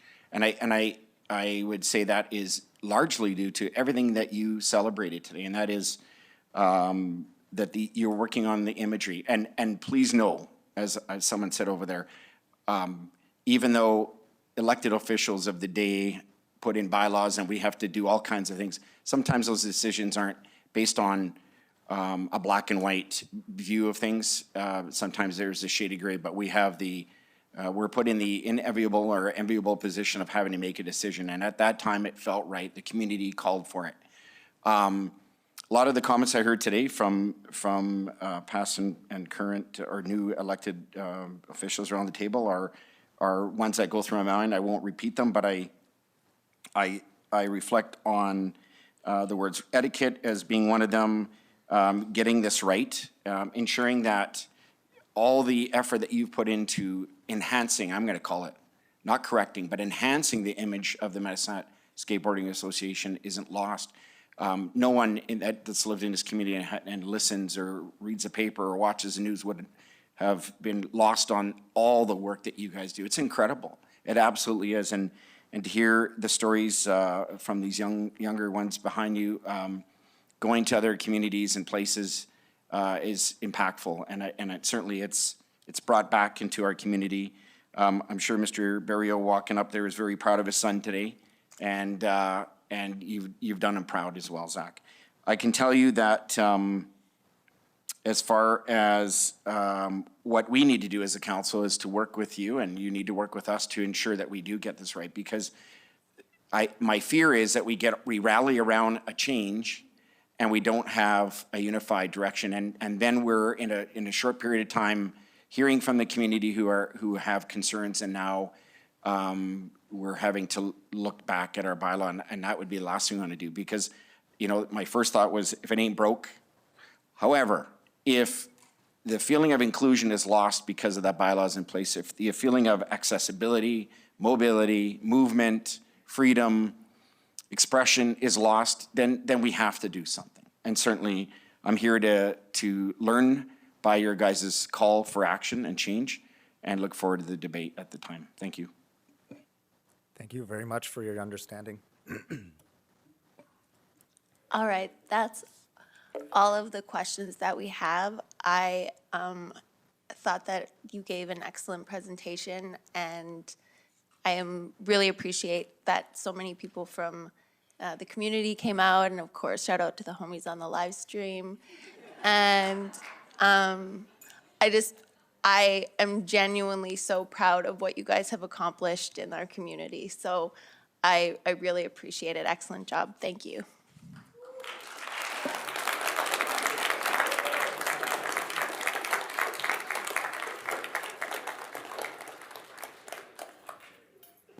I'll move to accept the presentation. Second. Any questions or comments? All right, we'll vote. Councillor Hyder, how do you vote? I vote to accept. And Councillor Hirsch? Okay, so the presentation is accepted for information. Can I get a motion to move up items 10.1, 13.3, and 13.4 to deal with them now? So moved. Second. Any questions or comments? Okay, we'll vote.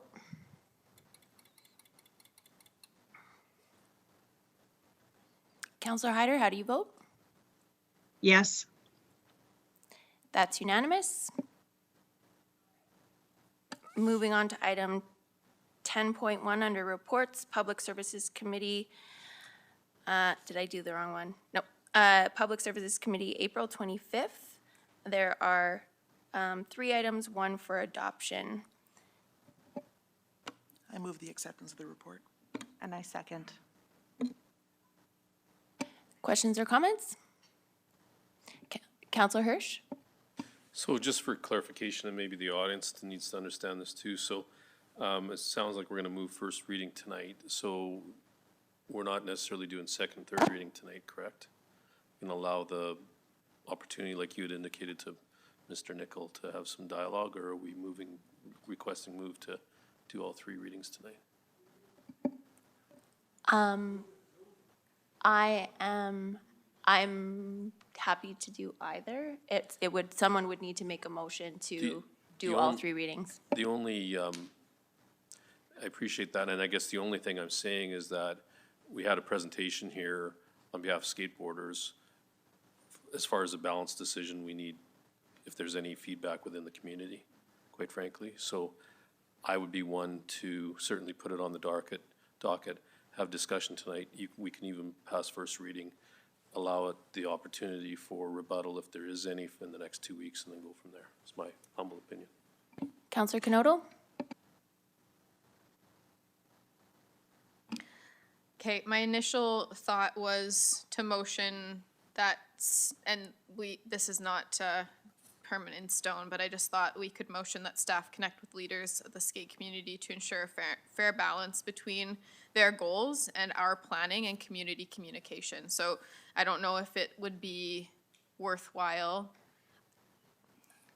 I would suggest that we could, just a suggestion, I would suggest that we can adopt this report, give first reading to the 2 bylaws, and then someone could make a motion to, your motion to administration. Okay. Okay. I'm somewhat hesitant, but okay. Hesitant in the sense that I'll just leave it at that for now. Counselor Sharps? Through the chair, so just a quick question. I mean, I would love this to pass, but I really want to make sure it goes through well. So if we pass it tonight and then Third Street gets pissy on us, for the lack of a better word, I don't want us arguing about this. When we say yes to this group, I want to make sure they know it's yes, and we are good. So further to what Councillor Hirsch was saying, can we not make sure that the business owners downtown have ample time through, whether it be an email, a public notice, where they can respond, they can be heard? Because much like for years they weren't heard, I want to make sure that we don't make the same mistake and not hear other people. So let's hear everybody, let's get all the cards on the table, be transparent, and make this work. Okay, so at this point, we're just voting on the report from Public Services Committee, and I am a bit uncomfortable about how the recommendation's worded, but we will then, the bylaws will come forward and we can debate those bylaws. Counselor Hirsch? Well, and I appreciate the commentary, just because I think from a process point of view, yeah, I think we need to make sure that, and actually, this is defense to the skateboard community. The comment was made, we're gonna do this properly with eyes wide open. Because if we do slide this in and all of a sudden then there's complete outrage, we're not doing the skateboard groups any favors whatsoever. And I'm not out to set anybody up for failure. So let's do this properly. Thanks. Seeing no further questions, we're voting on the motion to accept item 10.1 for adoption and information.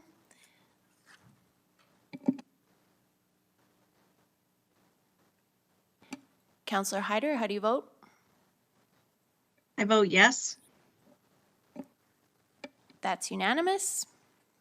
Moving on to item 13.3, bylaw number 4698, a bylaw of the City of Medicine Hat to amend bylaw number 2527, the Parks and Recreation Areas bylaw. Can I get a motion for first reading? I move to leave to introduce the bylaw you just mentioned, 4698, bylaw to amend 2527, the Parks and Recreation bylaw, and that the bylaw be read for the first time. And I'll second that.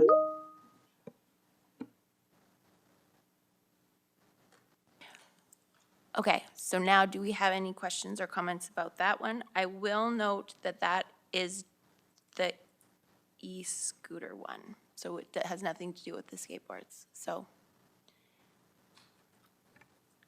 Okay, seeing, Counselor Canoto? Through the chair, I am excited for e-scooters. Thank you. Any further questions? Counselor Dumanowski? Well, Your Worship, in fairness to the other bylaws that'll be coming up, as you just indicated, this one's about e-scooters. So first reading is, will likely be supported unanimously, as will the other ones, as an indicator that we, as public body, want to get the dialogue going in the community and see these come forward eventually for second, third reading, where meaningful debate, discussion, and final decision-making will occur. Thank you. All right. Counselor Hyder, was your question on this item or the next bylaw? It'll be on the next bylaw. Thank you, Mayor Clark. All right, seeing no further questions, we'll vote on first reading. Counselor Hyder, how do you vote? I vote yes. And that's unanimous. Moving on to item 13.4, bylaw number 4699, a bylaw of the City of Medicine Hat to amend bylaw 4346, the Public Roads bylaw. I move for leave to introduce bylaw 4699, a bylaw of the City of Medicine Hat to amend bylaw 4346, the Public Roads bylaw, and that the bylaw be read for a first time. And I second it. Counselor Hyder?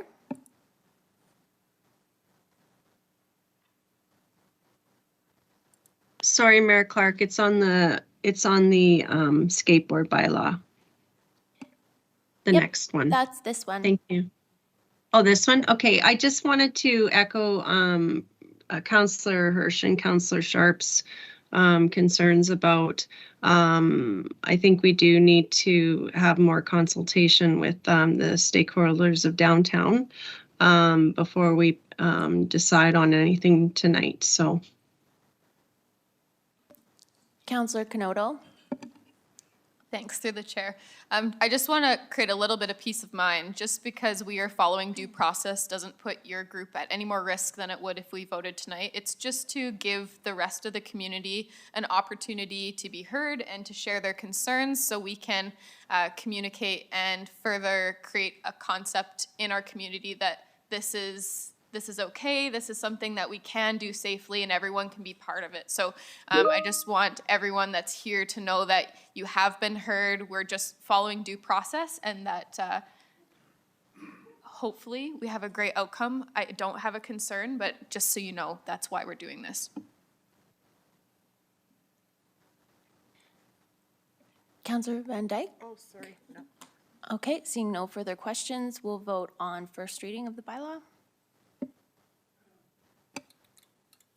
Counselor Hyder, how do you vote? Yes. That's unanimous. Any other motions on this one? Would this be where I would include this motion here? You Or can should I do wait on that? You can wait on that. Okay. Yep. I was just wondering if anyone's gonna move to for second reading. Okay. All right. So I anticipate that there may be people who want to get to a pizza party. So I will call for a bio break.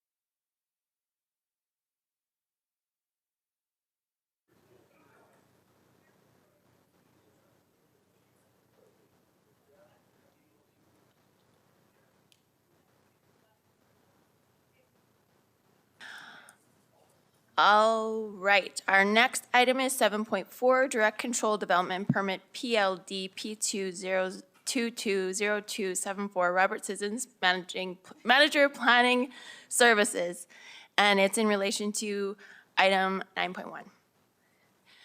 Welcome, Mr. Sissons. Thank you. Good evening, Your Worship and members of council.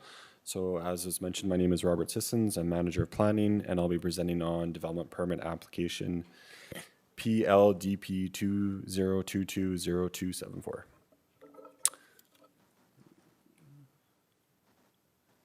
So it's just a quick presentation overview of what I'll talk about. So here's just a map that provides some context of the area. So the site 1177 Factory Street is highlighted in yellow there, and then approximately where the plus symbol is where the bay of the proposed development. Just for reference, on the right side of the map is the bottom of Shulton Hill where it crosses Seven Persons Creek. So the development proposal is for an artist studio. The applicant's intent is to both create crafts and sell them on site, and they also plan to include the products of other crafters for sale. This is consistent with the definition of an artist studio, which allows for the creation, instruction, and sales of works of art. The land use district for this site is direct control, which means that City Council is the approving authority. It should be noted that the site is within the floodway, however, there are no changes proposed for the site. So current land uses on site include self-storage warehousing land use and as well as a contractor. Land uses within the immediate area include industrial storage to the west, a dog park to the east, various industrial businesses to the north, and the creek to the south. And administration doesn't see any land use conflicts with what's being proposed. So for this particular site, there's not a lot of policy guidance. Council strategic priorities does identify continued support for development in mature neighborhoods. The municipal development plan generally describes this area as general urban, in which commercial development is suitable. And where it gets a little bit more tricky is that we do have the South Flats area redevelopment plan that does have policy content that is geared a little bit more towards light industrial development. However, that plan is quite dated at approximately 40 years from the time of approval, so many sections of that plan are no longer applicable. And there was some changes recently in terms of the MGA where the hierarchy of plans does, there is some basically an order where if there is a conflict among plans that a higher order statutory plan, such as the municipal development plan, would prevail. So just a couple site photos to kind of give a sense of the area.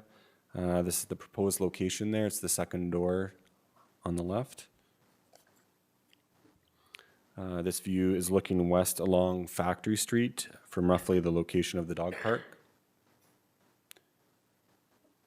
And this view is from the east looking at the larger site. So you can see the main building in the center of the photo, and surrounding that is self-storage units. So the administration recommendation is, it is recommended through the Municipal Planning Commission that City Council approve development permit PLDP 20220274, subject to the listed conditions. And that concludes staff's presentation. I'm available for questions. Are there any questions? Councillor Van Dyke? Yes, thank you, and through the chair. I had a couple of questions around the floodway. So I know there's rules around new development in that area, but not specific to this repurposing of existing building. Is there any requirements that that they would need to notify their insurance or something like that? I just want to make sure that we've done our due diligence in making sure they're aware of the risks associated with the location, and that all parties are have full disclosure and know about it. Yes, Through your worship to Councillor Van Dyke, the site is within the floodway, and development that is within floodways is restricted, just due to the fact that we don't want to be encouraging new development in an area that doesn't have flood protection in place, and that could be damaged by future flooding. So because this particular building is existing, that's why we don't have a lot of concerns. Generally speaking, if we were to see new construction, there would be minimum requirements. In the case of the floodway, it would generally be prohibited. If it was in the flood fringe, which is kind of areas that are less impacted by flooding, we would ensure specific things like minimum building opening elevations above a certain geodetic grade. Because this is existing though, there's not much short of major renovations in the entire site that would prevent from anything going in there. So in terms of the insurance, that's generally up to the applicant to work with their insurance company to ensure that they have the right insurance in place. And the insurance companies are very well aware of where the flood boundaries are. So, Councillor Canoto? Through the chair, thanks, Mayor Clark. So reading over this, I've always had a bit of a curiosity, I guess is the best way to say it, about zoning and having light industrial zoning and residential zoning. And I quite like the concept of breaking those rules once in a while if it suits, if we see fit to inject a little life into, we have a unique concept like an art studio in a light industrial area. To me seems like a great concept. I think there's something that it's injecting a different concept into an area that doesn't necessarily have that life there already. So I look forward to seeing how this plays out and how well it serves both the client and the area itself. So dogs and art sound like a good plan to me.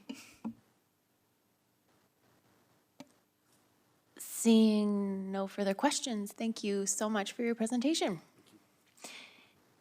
Move reception, Your Worship. Second. Any further questions or comments? Seeing none, we will vote. Councillor Hyder, how do you vote? I vote yes. And that's unanimous. Moving on to item 8.1 under public hearings, bylaw 4700, a bylaw of the City of Medicine Hat to close roads in the City of Medicine Hat. Proposed road closure 14th Avenue Southwest. The sponsor here is Administrative Committee. I'll motion. Second. I would just like to note that there were no submissions received for this public hearing. So we have a motion and a second. So I will call this public hearing to order. So I call public hearing of bylaw 4700 to order. Is there any member, sorry.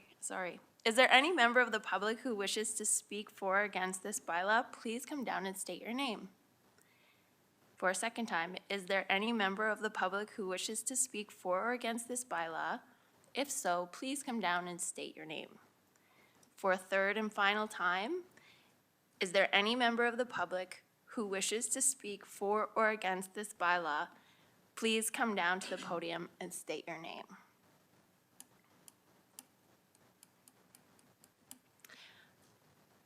All right. Seeing no one, I now declare this public hearing closed. So we'll vote on second reading.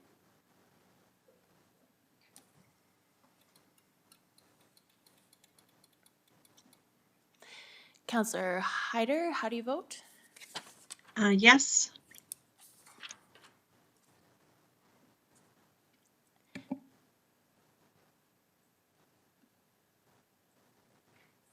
Counselor Hirsch, Sorry. do you Nope, want to do third reading or? I wasn't the mover, but we Sorry. certainly I'll move- can. Sorry, sorry. And your mic was on, Counselor Hirsch probably was on. I'll motion third reading. Second. All right, any discussion? Seeing none, we'll vote. Counselor Hyder, how do you vote?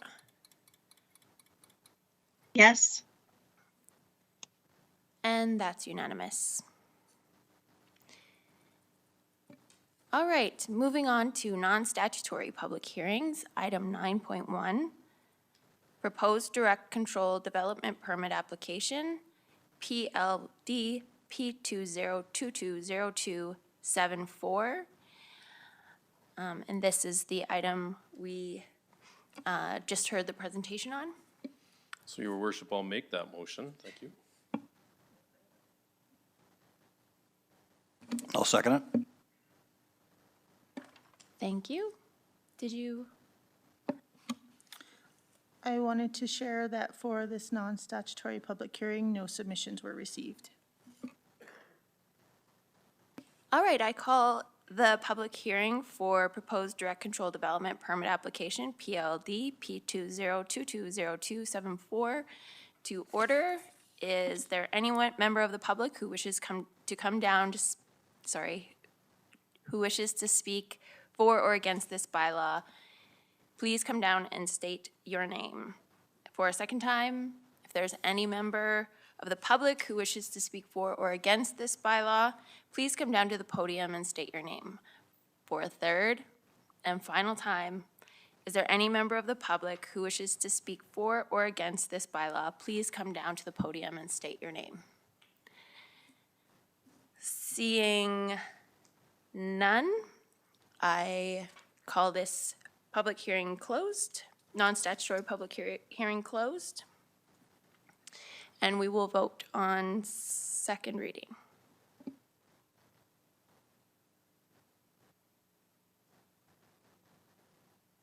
Counselor Hyder, how do you vote?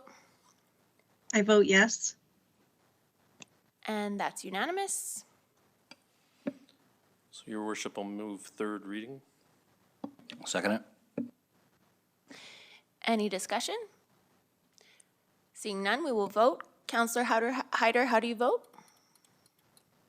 I vote yes, Mayor Clark.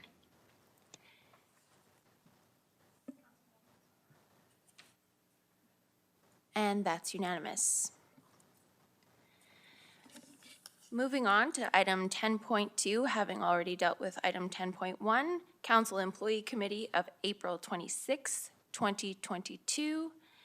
All items are for information. So moved. I'll second that. Is there any discussion? Seeing none, we will vote. Counselor Hyder, how do you vote? I vote yes. All right, that's unanimous. Now moving on to item 10.3, Administrative Committee meeting of April 27th, 2022, and both items are for adoption. So moved. Second. Any questions or comments? Seeing none, we'll vote. Counselor Hyder, how do you vote? I vote yes. And that's unanimous. Moving on to reports for reception. Item 11.1, Municipal Planning Commission of March 9th, 2022, for information. Move reception, Your Worship. Second it. Any questions or comments? Seeing none, we'll vote. Counselor Hyder, how do you vote? I vote yes. And that's unanimous. Moving on to item 11.2, Municipal Planning Commission of April 13th, 2022. Move reception, your worship. Second it. Any questions or comments? Seeing none, we will vote. Counselor Hyder, how do you vote? I vote yes, Mayor Clark. That's unanimous. Moving on to bylaws for second and third readings. Bylaw number 49, item number 12.1, bylaw number 4961, a bylaw of the City of Medicine Hat for the purpose of establishing a process for sending assessment and taxation notices, documents, and other information by electronic means. And we can do second and third reading for this item. Your worship, I'll move bylaw 4691 and ask that it be read a second time. Second. Any questions or comments? Counselor Knodel. I support this digital evolution. Nope, that one. Thank you. Okay, seeing no further questions or comments, we will vote. Counselor Hyder, how do you vote? I vote yes. And that's unanimous. This time, your worship, I'd ask that bylaw 4691 be read a third time and pass. Second. Questions or comments? Seeing none, we will vote. Counselor Hyder, how do you vote? Sorry, I vote yes. And that's unanimous. The bylaw is passed. So moving on to new bylaws, we have two bylaws that we are going to be hearing for first reading only. That's item 13.1. First, bylaw number 4696, a bylaw of the City of Medicine Hat to amend bylaw 4168, the City of Medicine Hat land use bylaw. Your worship, I beg leave to introduce bylaw number 4696 and wish it read a first time. And I'll second that. Any questions or comments? Counselor Van Dyke? Yes, I have a few questions. So in my limited experience in this role, I've noticed that things tend to come to us when either there's been a gap in policy that needs to be corrected or filled, or something has arose in the community that requires a change. And so I just wondered with the land use bylaws and this change coming forward, was this just like a noticeable gap in what existed, or has it been something that we're seeing a greater demand for? And then to add to that, how big of a demand? And is there some examples that could be given of locations and what this would look like in real life? Thanks. So your worship, if it's all right for Mr. Sissons to respond to that? He made the presentation to MPC. City Manager, yeah, okay, come on down. Thank you. So, through your worship to Councillor Van Dyke, with bylaw 4696, which is the high density mixed use bylaw, there's basically both. To answer your question, there's been several applications over the last several years that would definitely qualify for this. And when I present before the public hearing, I'll give some examples of it. It's not always what may be perceived as a high-rise tower, for example. And in the example I gave at Municipal Planning Commission, one of them was only 6 stories in height, and it was actually quite dense. So that's one of the aspects, is that we do have demand. An example also might be the arena lands, where there's areas that we want to have density that is above, and heights as well, above what is currently allowed within our existing districts. Also, a lot of our districts don't allow the mixing of land uses. So for example, the medium density district, which would be typically applicable for residential development of high-rise nature, it doesn't allow any kind of ground level, retail or restaurants or that type of thing. And that just goes to that second part, which is that gap in our current bylaw that we have. Our only other method to deal with these types of applications is direct control, which does introduce a level of risks to developers as they don't know necessarily that they could be in a typical district. If you meet all the rules and you meet all the conditions of approval, you get your permit. Whereas with direct control, it's subject to council approval. Seeing no further questions, we'll vote on first reading. Counselor Hyder, how do you vote? I vote yes. And that's unanimous. Moving on to item 13.2.